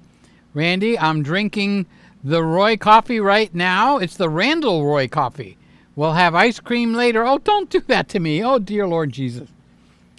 Randy says, just got back from my stepmother's and brother's place. So he's been driving and visiting. I bet he wish he had the Leica. You don't have to change lenses. Did you know on a Leica you don't have to change lenses? Did you know that you could do the same thing with the A7CR? It even has more megapixels. Did you know that the A7CR is due for an update? Won't it be the cat's meow if they put the new processor and they put a higher megapixels in the A7CR Mark II? Winner, winner, chicken dinner. I hear Sly's voice coming from the clouds. Mr. Easy is here. I like your name, Mr. Easy. Hello, everybody. Thank you for being here. Last week I shot a half marathon. Why did you change your name? I don't understand. Mr. Easy, you got channel names? You changed the names? Yeah, his name is Eric. Okay. I don't remember Eric's last name, but his name is Eric, and he's been with us for years. He's been with us for years and years and years. He just gets busy, and he can't come in all the time. But still love you. I love you, Eric. You're a friend, and you've been with me for the longest time. Okay. Ray, I haven't seen you. I love you, buddy. Mr. Handsome over in California. Hi, Peter. It's a second thumbs up. I hope all it's well. Thank you. Yeah, I'm doing good. I'm feeling better. I was a little bit, not sick, but down. You know how you get mopey and down? I was feeling down in the dumps, and I just started just practicing my praying and being grateful for the Lord for all the things that I have, and it started to lift me up. That's my way of doing it. You do it your way, okay? But you could try my way, not a problem. All right, so Mr. Easy, I don't know Walmart Vision Center have a good equipment until I got new glasses with Nikon lenses. You know, I noticed that they sell Nikon lenses. Are they worth the extra money? So the glass is Nikon glass. That's what you're paying for, right, Mr. Easy? Okay. So is it okay if I'll stay with Mr. Easy, because you must have changed it from Eric for a reason. Anyway, I was curious. I would like some hands-on. So if you have hands-on with the Nikon lenses for your eyeglasses, I'd like to hear about that, even if you just shoot me an email. Email's in the box down underneath. All right.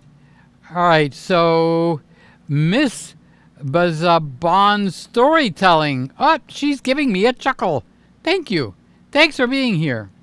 Okay. She's new, unless it's a different name. Okay. And you changed it. So what I do is I sing you a song just for you to say thank you for being here. I sing you a song just to say thank you for being here. I appreciate it a lot, enough to sing you a special song.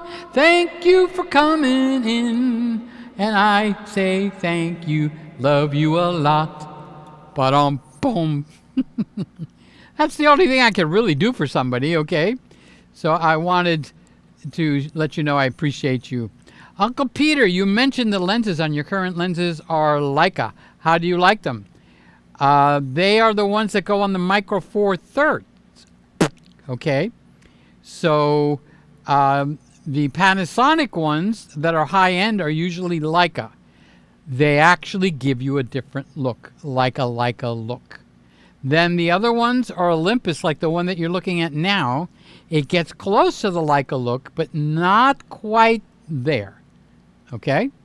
I'm just saying. So, yes, I do like them, James.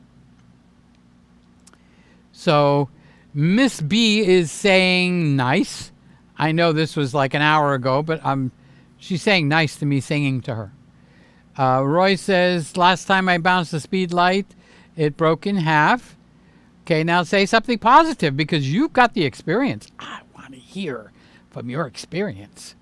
Okay, Walmart gave me Zeiss eyeglass cleaning kit. I will use the coupon that they gave me for another cleaning kit to put in my camera bag. Okay, that's cool. You know what I'm using, Eric? I'm using, if you look up microfiber towels, okay, but not the small flat ones. I have it here. Ha! You get it for the car, okay, but you want the ones that the guys use for their black finishes, because that finish is very, very sensitive. You'll get a smurl mark just by looking at it, okay? And this will clean my glasses like $1 million pad. It's so soft, okay? It's amazing. And it's not small. This is the small one, believe it or not, because I got a really big one. So let's see if I can give you the name of this one. I'll do better than that. I'll show it to you, and I'll also tell it to you, because this is a real secret find, okay? All right, so this is the KKV Magic Drying Towel. So it needs to look like that. KKV Magic Drying Towel. There, the glare is gone. All right. So on this side, it feels like a regular microfiber. Turn it over, and oh my gosh, every one of these little mountains on here is a microfiber spot. Okay. And believe it or not, this works the most amazing of anything I have tried. I can't lie. I have to tell you. It is a secret. It's from the car detailing world. And the way I wound up with this is I bought the giant one, 30 by 40. It lays across your whole hood, and you just pull it off in one stroke. And it took every drop of water off. No rubbing. Just lay it out flat across your hood like that, and then pull it right off, and it dried the hood. Same thing with the trunk. And then all you got to do is fold it up and go down the sides. And part of the kit is they gave me a little one. It wound up being used for my glasses, my photography, the lenses. This is the best secret I have found in a long time. Okay? So get yourself one of these KKV Magic Drying Towel. And it needs to look very different on the back than on the front. Okay? So it's the front that you're going to use, not the back.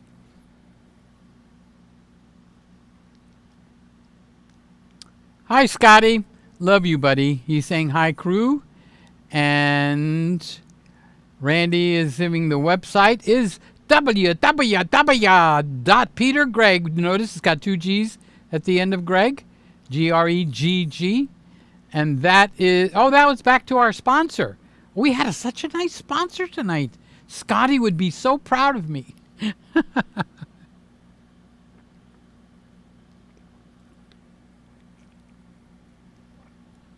So that is Scott. Direct camera flash is only for paparazzi. I would still use the bounce, honestly. 3200 ISO. Buy a good camera, right, Roy? If you buy a good camera, you got it. You'll get better looking pictures than everybody else is firing direct flash. James says, in photography, do you guys use negative fill? You can do negative fill. So what negative fill is, have you ever seen the people, they hold this screen up and it's white or silver and it's reflective? Have you seen that?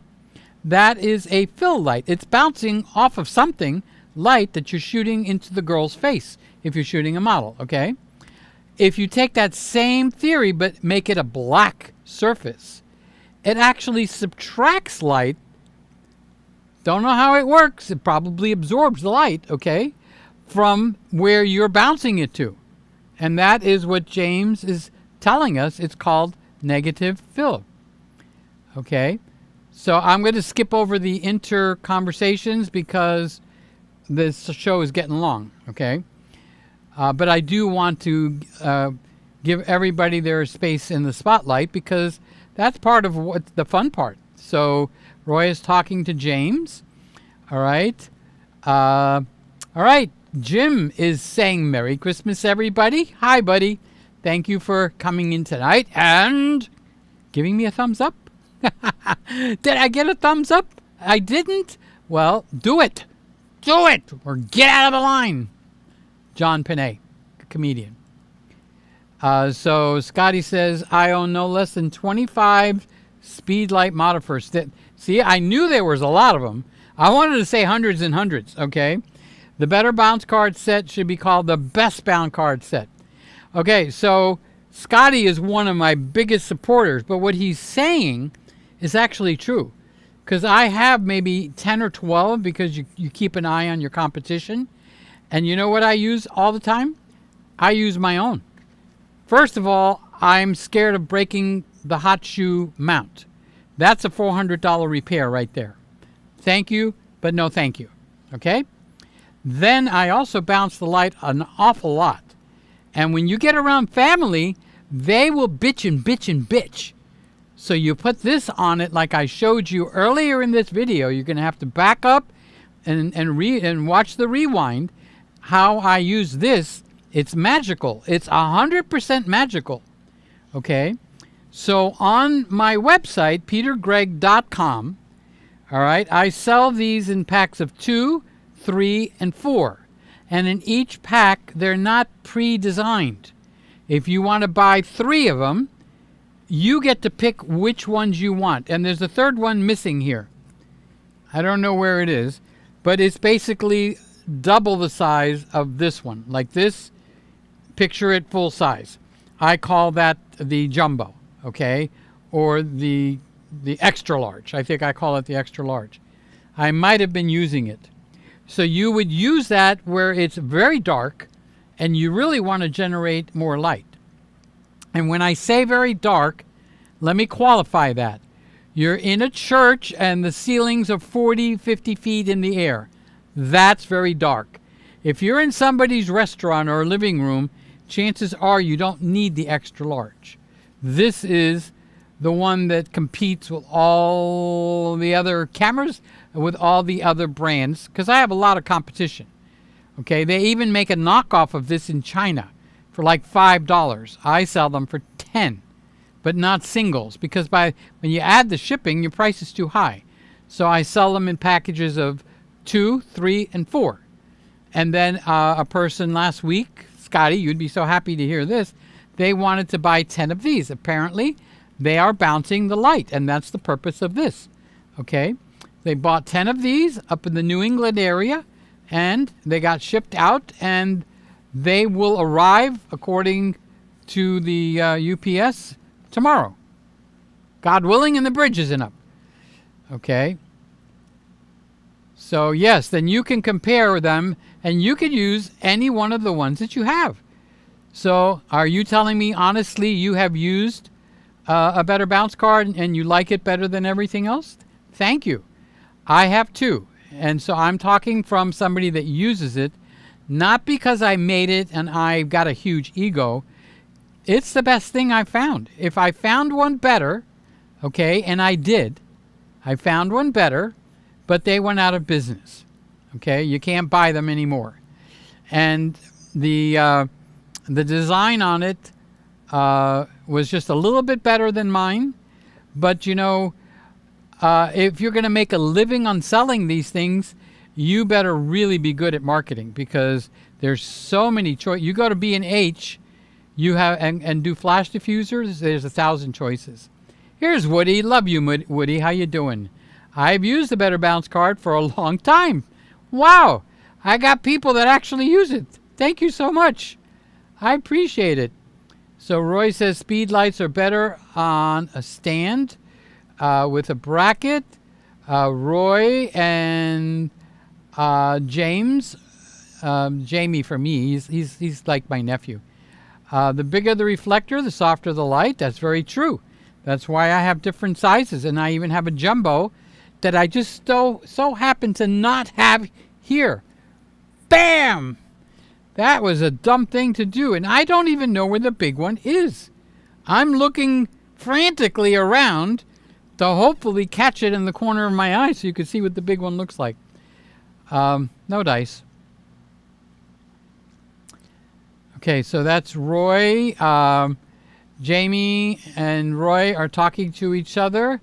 Roy says, I still carry a speed light but haven't used them. James and Roy are talking to each other. Mike Man, pause. Oh, you got to go potty? I've been having to go potty for the longest time. I'm holding it. Roy says, QQQ, do they still sell those blue elastic thingies to attach stuff to the flashes? I'm trying to think of what's blue that goes onto the flash. I can't think of one. Is it a flash diffuser?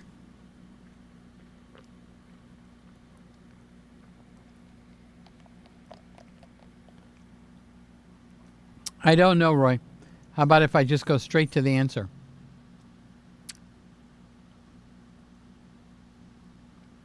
So Roy's smallest reflector is 18 inches. You have an 18-inch one? Wow, what a man. All right, so James, for me, Jamie, I'm a big fan of 28 millimeters, but I really enjoyed the Q43. Yeah, that would be good, but you want to know something?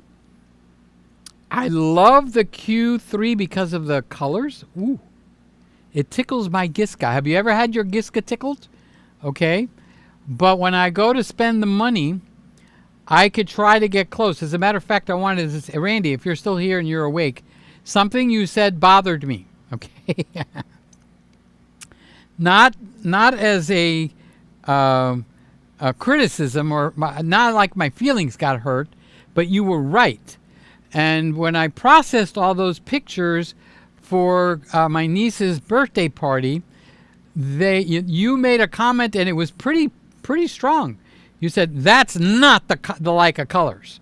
And I said, damn, I'm pretty good at getting close to the Leica colors. So I went through and reprocessed them quickly. Okay, so I added a little more vibrancy to the midtones.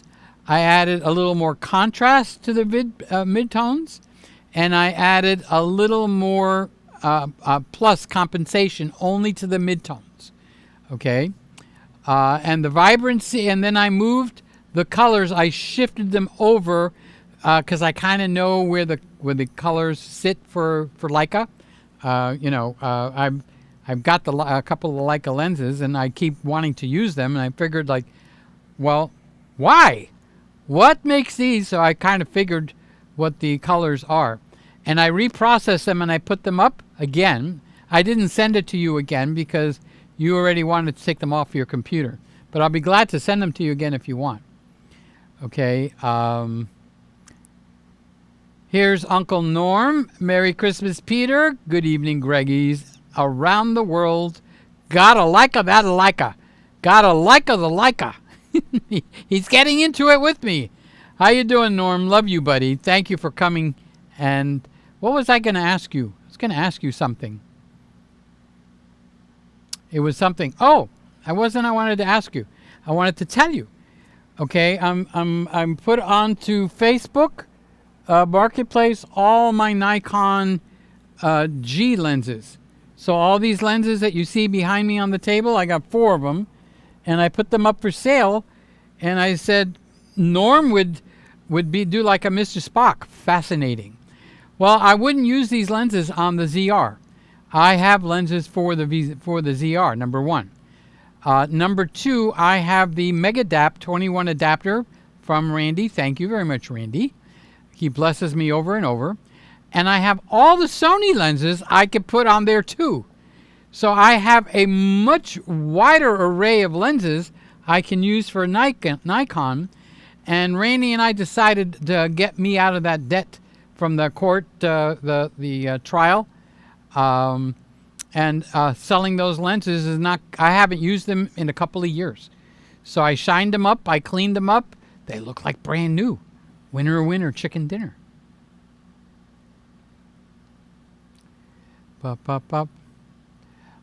King James says, I believe the 28 millimeter on APS-C sensor is 43. Okay. So let's see. 28 and half is 14. So 8 and 4 is 12. So it would end in 2. Okay. So what you would need to do is if you go to an APS size crop, which we didn't do, just an FYI, you would take 28, cut it in half, and that is 14. Add 14 to 28, so you'd have 38 and 4, 42. You're off by 1. Very good, Jamie. I am proud of you, young man. What a good mathematician. By the way, Peter, the Leica is in macro mode. Yeah, I got the text. I pulled it out of that. What is the Q3 macro ratio? You know, I don't know, but if you go to B&H and go to the specs on that, it gives you every spec that they can give you on that camera. They could be missing that, but it probably will tell you. But I don't think it's 1-to-1. Maybe it is.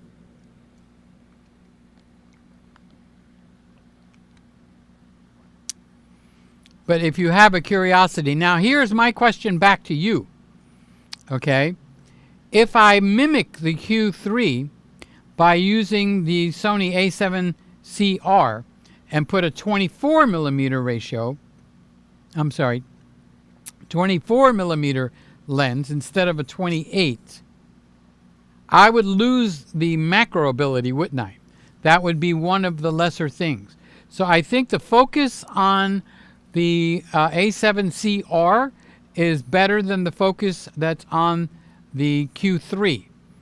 But I think the Q3 gives you built-in, no menu required, macro mode. Okay? And I don't think you can mimic that on the A7RC. So that's an open question. I'm not saying it like I know the answer, because I don't. All right? Now, the object is small camera, small lens, high megapixels for that style shooting. Because what you're going to do is you're going to do all your zooming in your software. The other way to shoot is you buy an A7, what is it? Mark V, the A7R Mark V, big camera. You're going to put big lenses. You raise up that camera, and guess what? It's an in-your-face look. So we're looking for stealth for the family members that want to annoy the hell out of you. Don't take a picture of me. Well, get a smaller camera, okay? And if you want to do candids at an event, at a birthday party, at an event in a shopping center or at the church or the church hall or a wedding, okay? Again, this is revolutionary. The entire style of shooting, every time I pick up to take I took a picture of all these lenses, okay, to put them up on Facebook Marketplace. Guess which camera I used?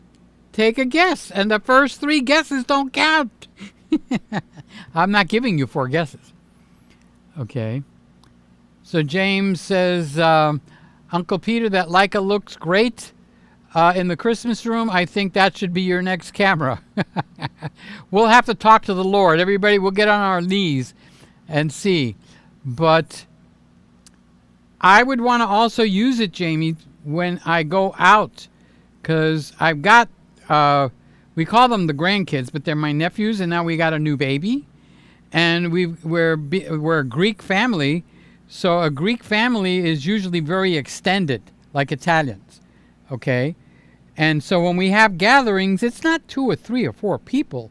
It's like 15 or 20, okay, or even more. And sometimes we are in a place where I get bored and I'll go walking around and just start shooting pictures. I enjoy shooting pictures, okay? I do videos when we're inside the house or the restaurant or wherever the heck we went. But when I walk around, this A7C is the same exact camera as the A7CR, but this one's got 33 megapixels and the A7CR is almost double at 61, okay? So it will do the Leica move. You know, if it was a dance, the Leica dance, okay? And that is a small camera. You can hang it around your neck, okay? And you could go from 28 millimeters to 90 millimeters, have no other lenses in your pocket. And winner, winner, chicken dinner. And the angels sing. And if you don't like that, I understand. Because it is new to me. I have never experienced that. When I heard that, oh, they do all this crop, that's not something for me, okay? Now that I've had this in here for 4 days, what is it, 4 or 5 days? Oh, this camera's for me, okay? I like the theory. It's a fantastic theory. So I'm trying to impress on you that it's a great theory. So if you're hard-skulled and go, I would never do that, I'd like for you to consider it, because it is revolutionary in your agility to move around. Now, when you carry that bag on you and you've got 4 lenses, you got a mother of a camera in size, okay, and you're sweating, your back hurts at the end of the day, your feet hurt like heck, you lay down and your back talks to you, pain, Peter, pain, lots of pain. I'm willing to listen now, okay? So I'm urging you to be willing to listen. Okay, thank you, Jamie. Roy says the Q3 seems to be more of a close-up than a macro. I wouldn't know, Roy. I can't guess on something like that, big boy. I really, seeing the aperture at the end of the lens brings back memories. Yep. I'm reading them all. Okay, so QQQ. Does it have a leaf or a focal plane shutter? Guess. Guess which one it has. It's a leaf shutter. All right, you guys that don't know what a leaf shutter is, do you know what a focal plane shutter is? Do you know what a DSLR is? A DSLR has a sensor. This hand is the sensor, okay? And in front of the sensor, there's a mirror. Now, what camera was I on? Let's go over here, because that was giving you a better close-up. Okay, here's a mirror. Now, the mirror is hiding the sensor. So when you shoot the picture, the mirror flips up. Woo, there's the sensor. Take the picture quick. And then it comes back down. That happens very quickly. Now, when you raise this up, there's a shutter back here. That is a focal plane shutter. It opens from the top to the bottom unless you have an A7 Mark 9, no, an A7 9 Mark 3, where it opens and closes all at once. That's the sensor equivalent of a leaf shutter. Now, if you take a shutter where it's got all these blades that converge in the center and then suddenly open and suddenly close, the amount of travel that those blades have to do is 1/10 the amount that the shutter that opens and closes here does. So it basically makes it so you have limitless flash synchronization. Hasselblad has leaf shutter, but they're in the lens. Okay, this one is a leaf shutter. It's a very important feature, critical, but most people won't mention it. So that's a good catch, Roy. I knew you were my big boy for a reason. Okay, so James says, aperture at the top threw me off at first. Yeah, it's really terrific. And Randy's answering. It's a leaf. Yep. I wanted to make it more dramatic, Randy. Okay, rather, oh yeah, it's a leaf. Move on. I made a big story out of it. That's what I do. That's my strength, is to take a little story and make it big. And that's why we are now at 2 hours and 21 minutes. Congratulations. Okay. So Mark is saying Peter has a Leica now. Big money, Peter. Yeah, it's not mine, though. It's Randy's. But I'm rich right now. I have a Leica, Mark. Look. I have a Leica. Leica is kind of like the Rolls Royce. You buy it partially because of the construction. It's built like a tank. That it is.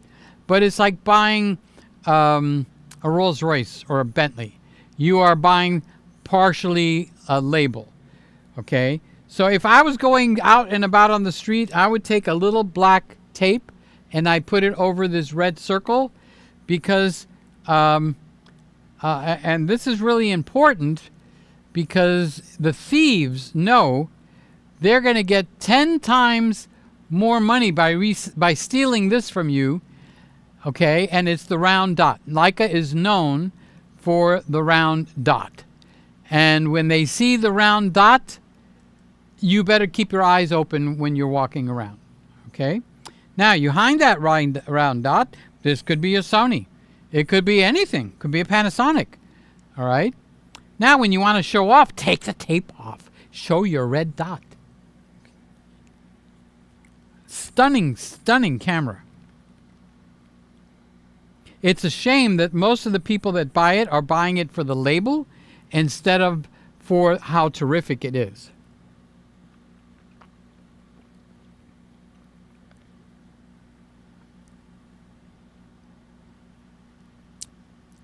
So Roy is telling Mark is the Sports Corner, so you guys know who I'm talking to. He's my buddy.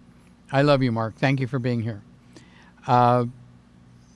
It's Leica by Randy, yes. We'll see how long we can keep it here. Okay, that sure is a beautiful camera. Engineering is awesome. I think you're probably sleeping by now, but yeah, you're right, Jim. You'll probably watch this on the rewind. So yes, Jim, you're 100. You've nailed it. You picked out that this is it feels like it's carved out of one solid piece of metal. I was going to say leather. So Randy has actually put a grip on here and a leather cover, and it looks more touristy now. So remember, we went smaller, no lens changes because of a huge 60 megapixel sensor that allows us to crop. See how animated I got? So we wanted to look more stealth. So he put this beautiful leather case on it. It wraps all the way around. It's got a plate on the bottom. Okay. Camera is a piece of art. I put this on my night table at night and I look at it. Oh, by the way, the lens cap is also unique. No screw on, no twist, no nothing. Slide it on. It's machined so that it just slides on, slides off. When you slide it off, okay, the lens, whatchamacallit, the hood is a screw-on. I didn't know that. And it goes all the way and stops. It's not arbitrary where, I have to line that up now. It screws on and stops. Leica. They are engineered. Did you know that the Leica company in World War II,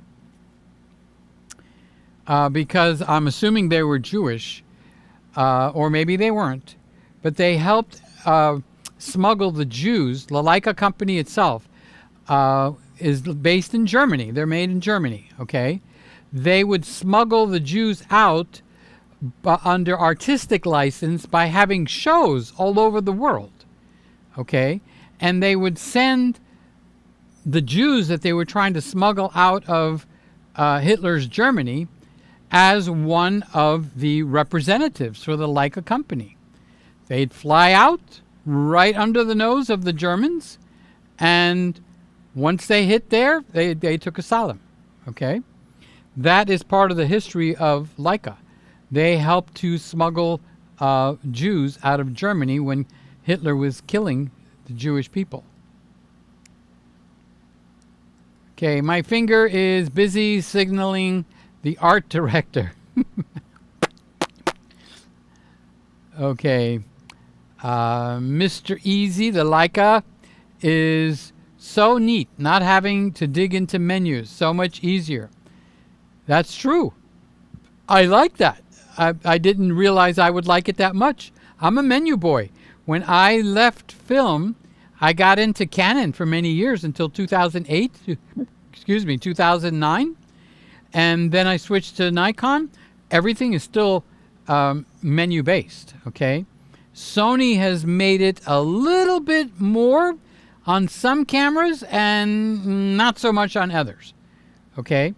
So the FX2 that I have here is very, very menu driven. Now I can put a lens on here that's got that same A, so this 40 millimeter 2.5 lens. I could pick the aperture, just turn this ring. I'm turning it, okay? You want me to show you? No, Peter, just carry on. Oh, be quiet. Get your pantyhose in a wad. Okay. Over to the right. Okay. All right, so see the A it's brighter on here than it is on the Leica. When I'm in A, I'm in the camera's handling the aperture. It doesn't even matter if I'm in aperture mode or not. Okay? Or I can go to one of these, and if I turn this over, I can flip a switch, and then this is clickless. It just slides. See how smooth it just slides back and forth? Or I want it, like if I got it right in the middle there, and I don't want that, I'll click the clicker back on,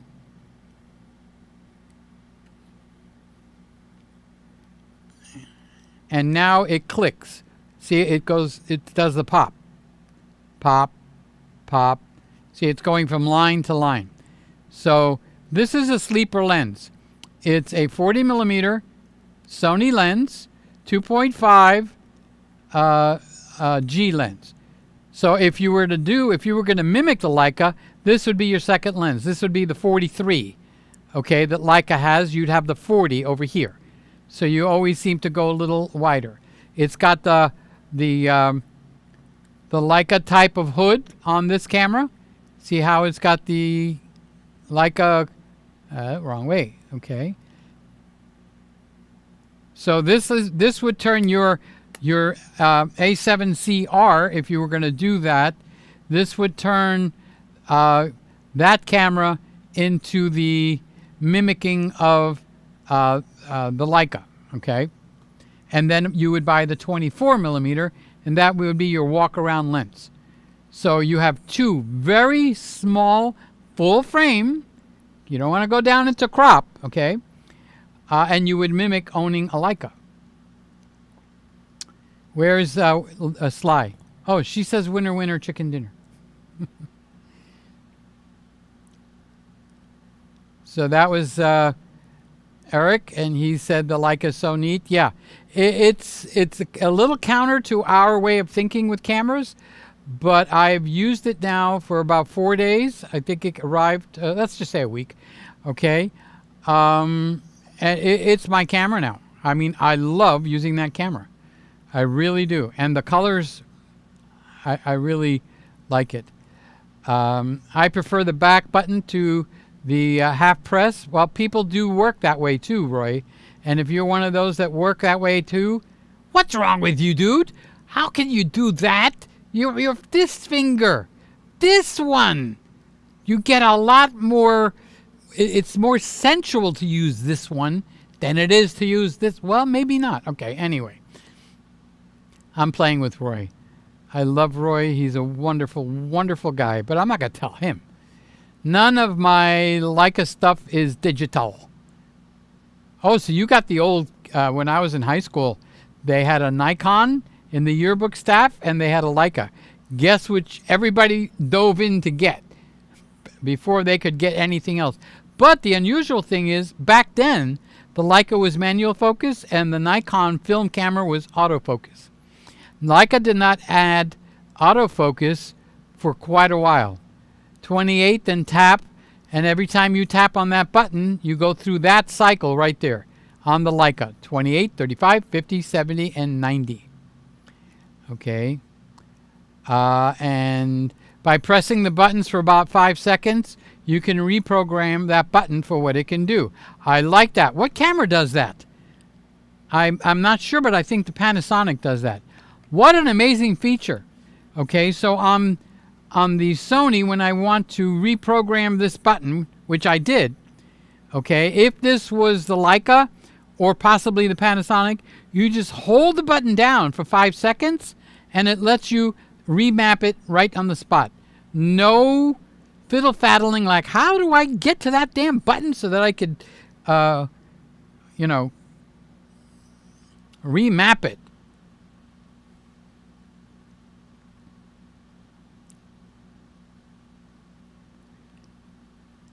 Okay, so Roy's asking Randy the prices, and Randy's saying the Q3 is $6,000 compared to $3,000 for the A7R, A7CR. I get the names mixed up. Okay, so you could buy the 61 megapixel A7CR. It's actually smaller than this. Okay, it's got a better focus system. This has the macro built in. That's the biggest thing I see a difference. Better focus system, built-in macro. Better focus system, built-in macro. Maybe I should be looking at something else, okay? But that's what I see at the moment. You know, and each one of us are adults. We might have another feature that really turns us on compared to the features that I'm focusing on, okay? Roy likes interchangeable lenses and more buttons. You got to look at the A7C. So James and Roy are talking to each other. Okay. Randy says, I'm waiting for the FCP to finish rendering a video. You're doing great on your own. Oh, Randy, I wanted you to come in, but it's too late now. I'm leaving. Goodbye. That be a lot of crop. Yes, sir. Very, very counter to what we do. JPEG is for amateurs. I'm not going to take that fight. You enjoy it. I still miss TIFF. I hate TIFF. TIFF is 10 times the size it should be. I'll go RAW, PSD, DNG, anytime before TIFF. But TIFF is there. I'm not taking it away from you. You can use it all you want.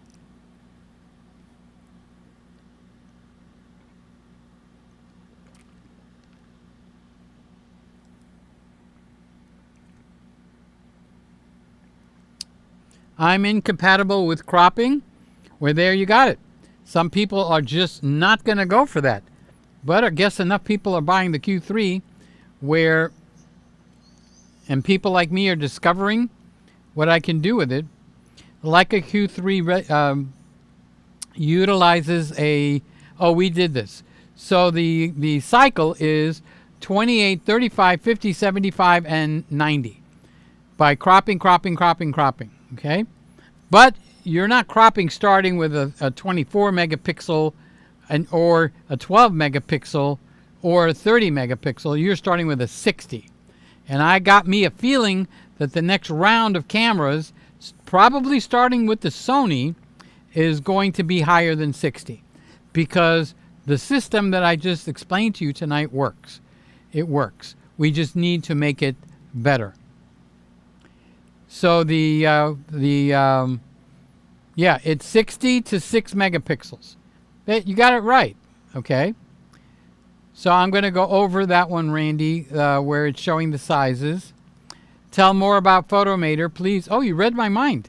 I did that. Did you like that, Scott? So the big thing about Photomator is there are no subscriptions. And I could do everything I want, which is make a picture come to life.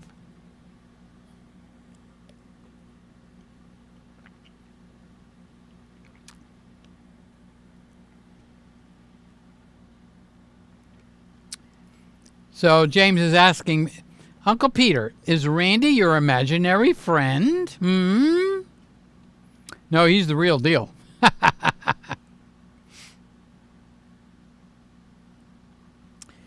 I'm skipping over the ones where you're giving the data on the Q3, Randy, because I already went over it. At least the lens isn't 35. It wouldn't have made the camera as useful if they did that.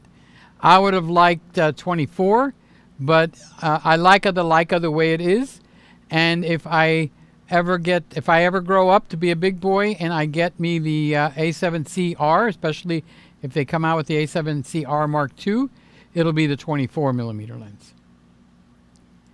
Old film Leicas were much smaller, even with smaller lenses. Peter, you did great. You don't need me to come on. Well, you were invited. You're loved.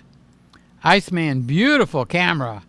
How does that compare to the M8? Well, it would compare to the M11. So the M8 is one step before, and the M11, I think it's more rangefinder. I kind of like everything digital. So I like it that it went away from digital, but kept that aspect of rangefinder. Okay. So Randy says M8 is not a full frame camera, but bigger than an APS-C sensor. Probably a 1.3 crop. So Roy is talking to Iceman. Iceman has an M9. Winner, chicken dinner. You got the real deal there. Randy says, I own the M8 and use one Leica APO Summicron 90mm Voigtlander 35 and 75. I keep tapping something here and I think I'm getting a shock. Iceman says, I use 35 f2 and 50 f2. Two great lenses. I want a 28 millimeter. What should I get? Well, do they make one that's for the Leica? Now, if you have the Leica that takes the L mount, you could look at the Panasonic and the Sigma L mounts. Okay, just to suggest, they might not even make it. So that is what Leica is in bed with. Those all three of them.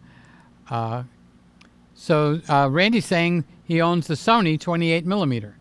So you can have a 28 millimeter. Randy says it's full frame, which is winner. Okay. James says, I enjoyed using the R8. Wrong camera. R8 and R9. Iceman says AF mount. Leica doesn't have, I don't know their full lineup.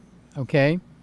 So I don't know if they have an autofocus mount that is a twin to this. I did do a little looking. I came up with the M11, but I noticed it had a rangefinder, and I want the EVF. So that's as close as I can get you. Now, if you're used to using rangefinders, M11, baby, that's the one to go for. Oh, yeah. Oh, yeah. Sony E is using the A7CR and A7 V.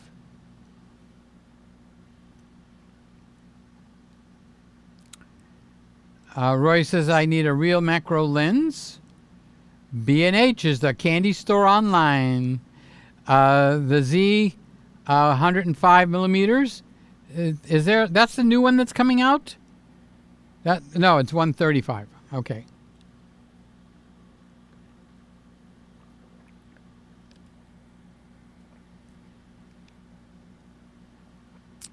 I like Photometer.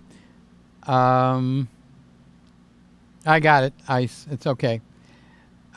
Yeah, there's a few things that need to be updated or fixed or whatever you call it, but there's some things that need to be fixed on the Lightroom too. Okay, but I'm so happy that there's no monthly charge. Plus, my credit cards are shut off. but I need Lightroom for film reversal. I'd have to look and see what it does. Nikkor F mount 60 millimeters. That's what I'm selling, is the F mounts. Okay, they're on the table. You can kind of see them. I put a white microfiber towel, and actually it's a blanket, a throw. No, it's a blanket, and that is where I took the pictures with the Leica. So Iceman is saying thank you to Randy.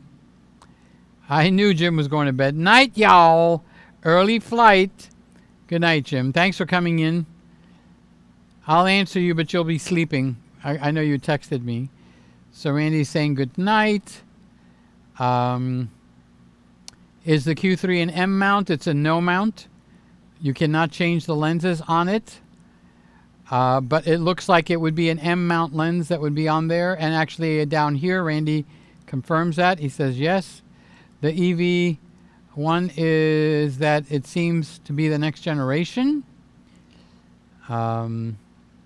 Roy, anything over 6 megapixels is usually good enough for printing. I kind of found that out too, Roy. I concur. Finally doing auto instead of manual. That's probably why I like it so much. If it was completely manual, it'd be kind of nice, but it wouldn't be a camera that I would use a lot. Leica got rid of the medium format. Not enough cameras were sold, and they took too long to complete the orders. Okay, so I'm going to zip down. Ice says it must be autofocus.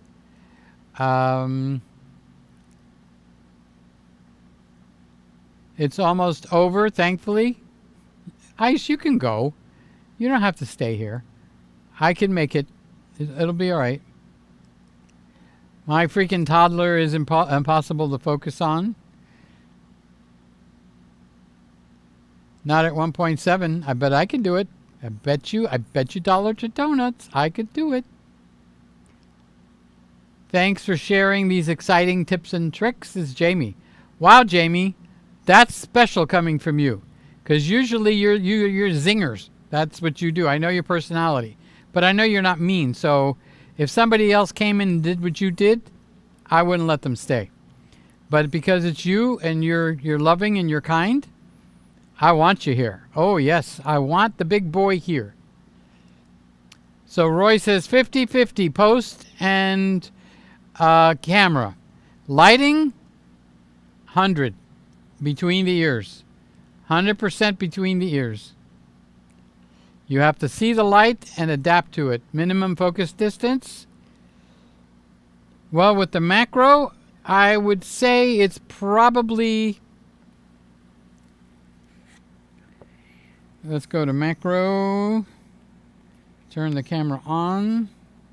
We need something to focus on.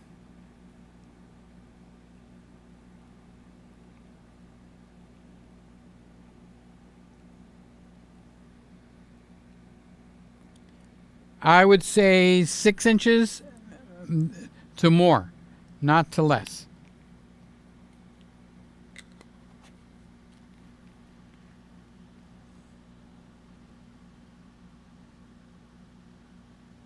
Oh, Roy answered 6.7. Hey, I wasn't too far off.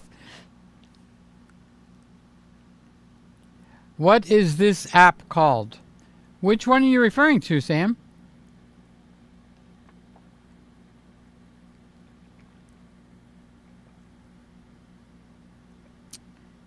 I was on Photomator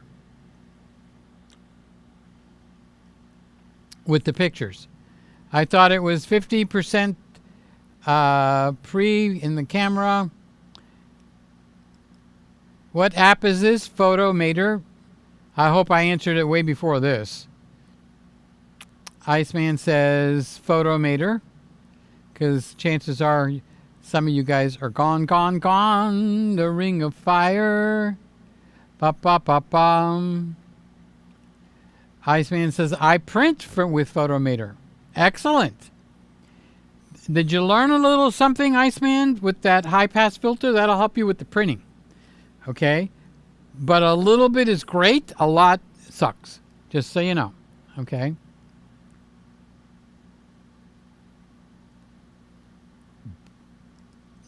Okay, so Null says, "Oh, I've used it in mobile. Looks so much different on the computer."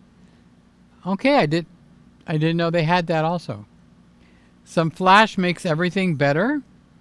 I like the licensing and cross-platform. Jamie says, "Uncle Peter, are you subscribed to Apple Creative?" No, I don't pay the monthly, which is why I was shopping for getting out of the monthly subscription service of Photoshop. I just don't want to pay it. Okay?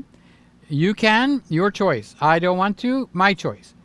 All right? So I was able to buy Photomator. I don't know what they would sell it outright today because they've added a subscription service, and they better keep the other one, but it's paid for, lifetime use. And it was $79 to me. Plus, anything in your Apple photo library has non-destructive editing like Lightroom, which is a very big key. That's important, Ice. Easier to track. So, Turbo Man, yo, yo, yo. How is that chat doing? I'm getting there. Thanks for coming in. Okay. So we're getting to the end now, Randy. Are you planning to glue your lens on the Sony camera? Okay, Roy, I know you're joking around, but other people might not realize that. Of course not. Just keep it on there. One and done. What more do I need? As a matter of fact, if I carry that 40 millimeter lens I just showed you, I'll have both Leicas in one camera. Woo! Ha! So, I don't know why YouTube changed it on me. I don't know what they changed. It's hard because it's like a time shift. I don't know what I was talking about back at that time. So the Q3 best feature is that leaf shutter in the lens.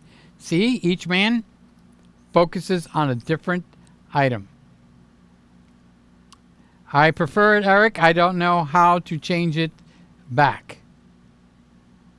And again, I don't know what you're referring to.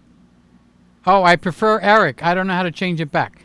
All right. So when you're in the, can you get to the studio? Can you get to the YouTube studio? Do this on your computer. Don't do it on your phone. Get to the YouTube studio. Okay. While you're in the studio, in the upper left-hand corner, you will see around. That's where your avatar is. Okay? Click on it. It will open up and pop open a new window. That will take you to the part of YouTube where you're going to go around looking at everybody else's YouTube videos. You're not going to watch them when you're in the YouTube studio. Okay? You're going to watch them when you're in your YouTube channel. When you open that and it pops up, that same round circle is at the top. In that circle, you'll see the word edit. Hit the word edit and you're on your way. Okay? I'm sure you can handle that. You ain't no dummy. So that's how you change it.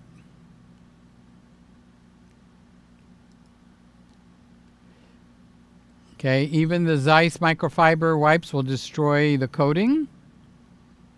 My big problem with secondhand lenses is most people have had their anti-reflective coating scraped. Yeah, unfortunately. Thick blue elastic bands. I don't know. I honestly don't know. I can't picture them.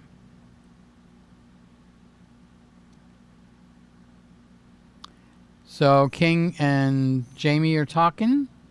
Roy says 28 is always 28, not 43. Roy is our field of view policeman. Thanks. Already looked it up. It's 1.47. There you go. Now you taught me something. The Q3 macro lens is Q3 macro is less than many others in 28s. millimeters, he means. Okay, Randy looked it up. It's approximately 1 to 3.8, which is a 0.26x, and it allows the camera to focus as close as 17 millimeters, providing high quality, which also winds up being what we said before, 6.7 inches. Okay, so they're into the ratio. 60 megapixel allows for significant cropping, enhancing the effective macro capabilities.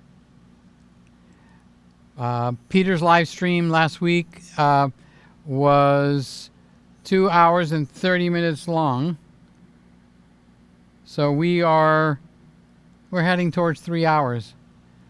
Boy, I can't win for losing, huh? I enjoy it. I'm not going to apologize for that. I enjoy it. And there's the off button. Go have good time with your wife. Okay. Roy's talking to Randy. Randy's talking to Roy. That's the coffee makers. I have some World War II Leica something plane camera gear. Don't recognize the word, Roy. Sorry. Glue the Sony lens on permanently like the Q3? No, not. It mounts and dismounts. There's no reason to. That's kind of like over engineering, don't you think? Sony doesn't have Leica color science yet. No, it doesn't. But you can buy from a guy, and it actually comes out pretty good. A Lightroom pack, which I don't use Lightroom. But if I bought it, I'd reverse engineer it. But I could get close to the Sony color. I'm sorry, the Leica colors, because I kind of know what they do. It's the coating. Part of it is the coating that's on the lens. It's not just the engineering. It's a two-part.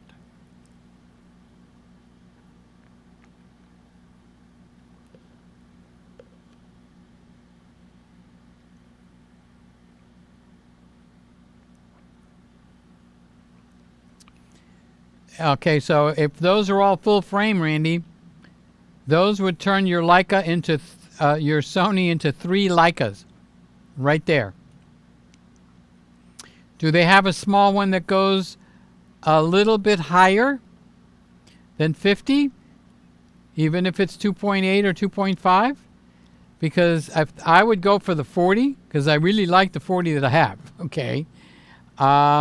So if I have the 40, I don't need the 50, because when I push the button, it'll go to crop mode. The 40 will become a 60.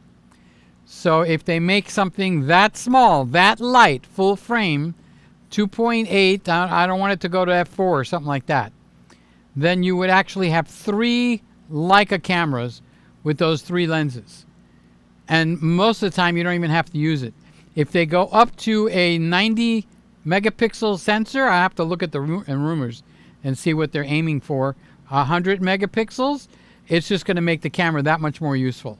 It will actually be incredibly useful.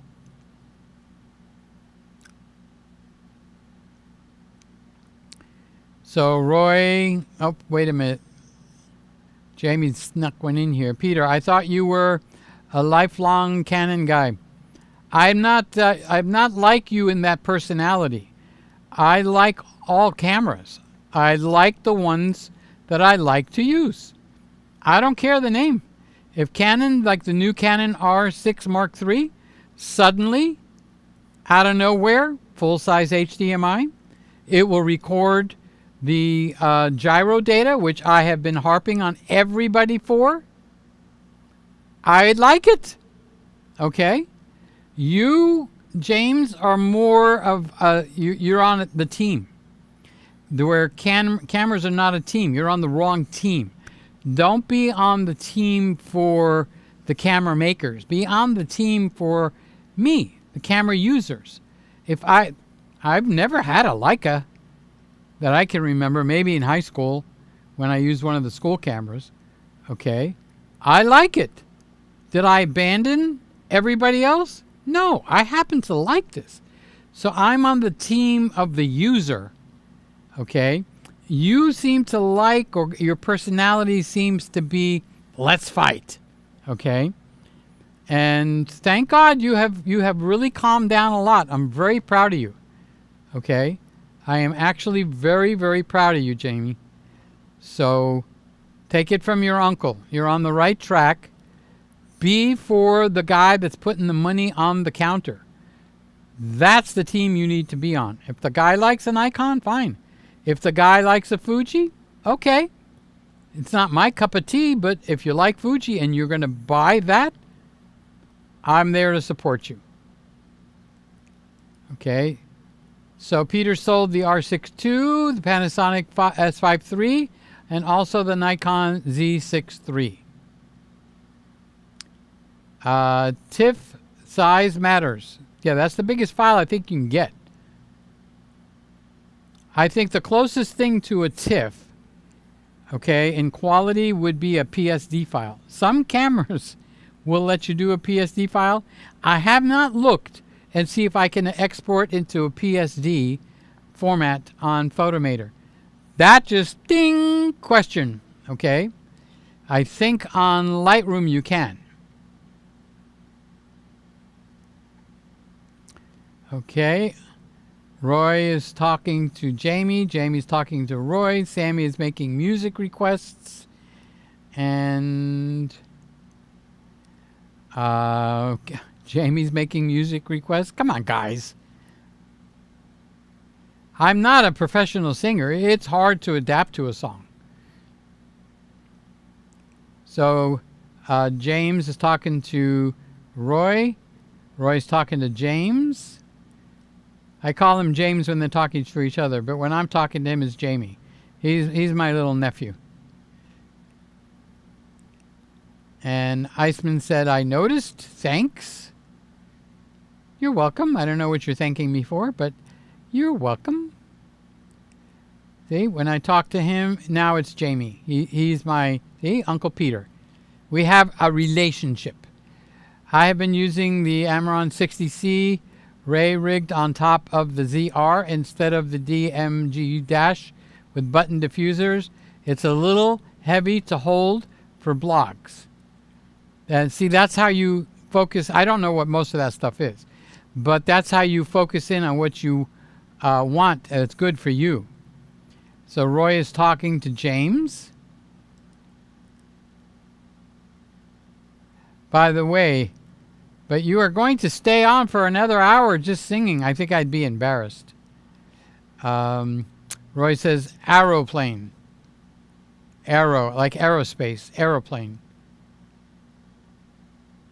Thanks, guys. Signing off. Nice intro into a very modern camera and shooting method. It is kind of new, right, Ice? You're probably long gone, but I appreciate that you summed that up better than I did. I've always carried at least 2 bodies. You need a bigger trunk. Leica would hurt my wallet. Oh my God, yes it would. Oh, by the way, Roy, I got the picture of you with the driveway. I counted the stairs. I think I counted 15 or more. That's one step. When you go up and you go over, does the bottom of the car hit?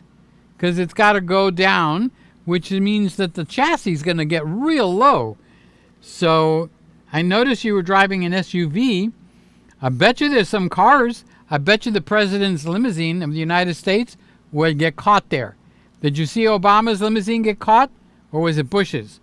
They went up and over, kind of like what yours, but not so long. And the car, kabam! And all of a sudden, the presidential limousine, and this happened in another country on top of it, okay?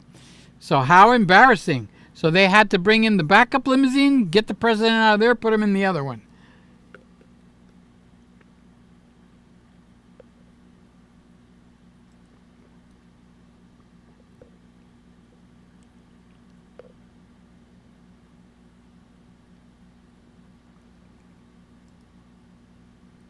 So Eric is saying good night. Good night, guys. Well, you know, you guys used to be able to stay up with me. We were up till 2, 3 in the morning. You guys are getting older. You just better realize you are getting older. I'm not the only one getting older. One night we stayed up till 5 o'clock live. Was anybody here with me?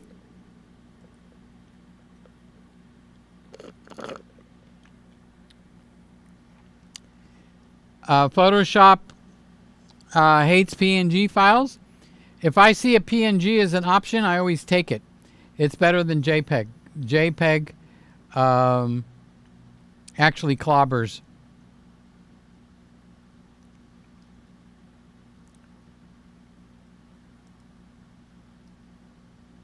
So Roy answered. He anticipated my question. My SUV doesn't hit, but the others do. So yours does sit a little higher. Good for you. So I would say, out of everybody in the room, Roy, without a doubt, has the steepest driveway. The only one that could compete with Roy's steep driveway would be many, many years ago. Sly lived on a mountain, and getting up onto that road, she had told me a couple of times that it's quite the trick to do it. Uncle Peter, don't you agree 30,000 is a good small budget to start a photography company? Do you think I need more information than that? So I'll have to say yes. But if you were going to start a photography company for baby photography, you wouldn't need 30,000. If you were going to start a photography to photograph the sports team, the swim team at the local high school, yeah, you need that kind of money. Roy says getting old is better than the alternative. Jamie says 5 a.m. live. That's high-level streaming stamina. Yeah, I did it a few times. PNG is my default. Oh, I thought you were knocking it. I don't know why I got that impression, Roy. Roy says, I also have another driveway. It's flat. Good for you. All right, guys, we have reached the end. And I know that Randy has given me an out here somewhere. If I could just find it. Maybe I won't. But I know my own saying. Almost heaven, West Virginia, Blue Ridge Mountains. So I can't find it, Randy. I think Randy's went to sleep in his Barco, lazy boy. Nope, I want, there we go. All right, guys, we have reached the end. I didn't think I was going to make it to the end, but we have done, let's see how long. We have actually hit 3 hours and 3 minutes. This was going to be a short show. I say that every time. I am so dumb. Dumb. And anyway, for you guys that actually stayed and hung out with me, I love you. Thank you so much. You are amazing. All right, I'm going to say good night. Oh, Randy popped it in for me. Good. What an amazing guy. God willing. Yes, God willing. God, please be willing. God willing, and if the bridge isn't up, then I, Peter, will be back for the next show. Remember, my goal is the sky and not the grave, meaning I'm waiting for the rapture. I am not looking for the dying. I'm looking for the up to the sky. And then thank you for watching. Stay safe. Keep smiling. Cheers. That's like another brother, Randy. I got quite a few of you guys. You're pretty much awesome. So Randy, Sammy says make it a something show, 25-minute show. And Jamie, my little nephew, says thanks for the live show, Peter and gang. All right, guys, we're going to say good night now. I'm going to follow Randy in and have something fattening. And I'm going to love it. Bye-bye. Love you.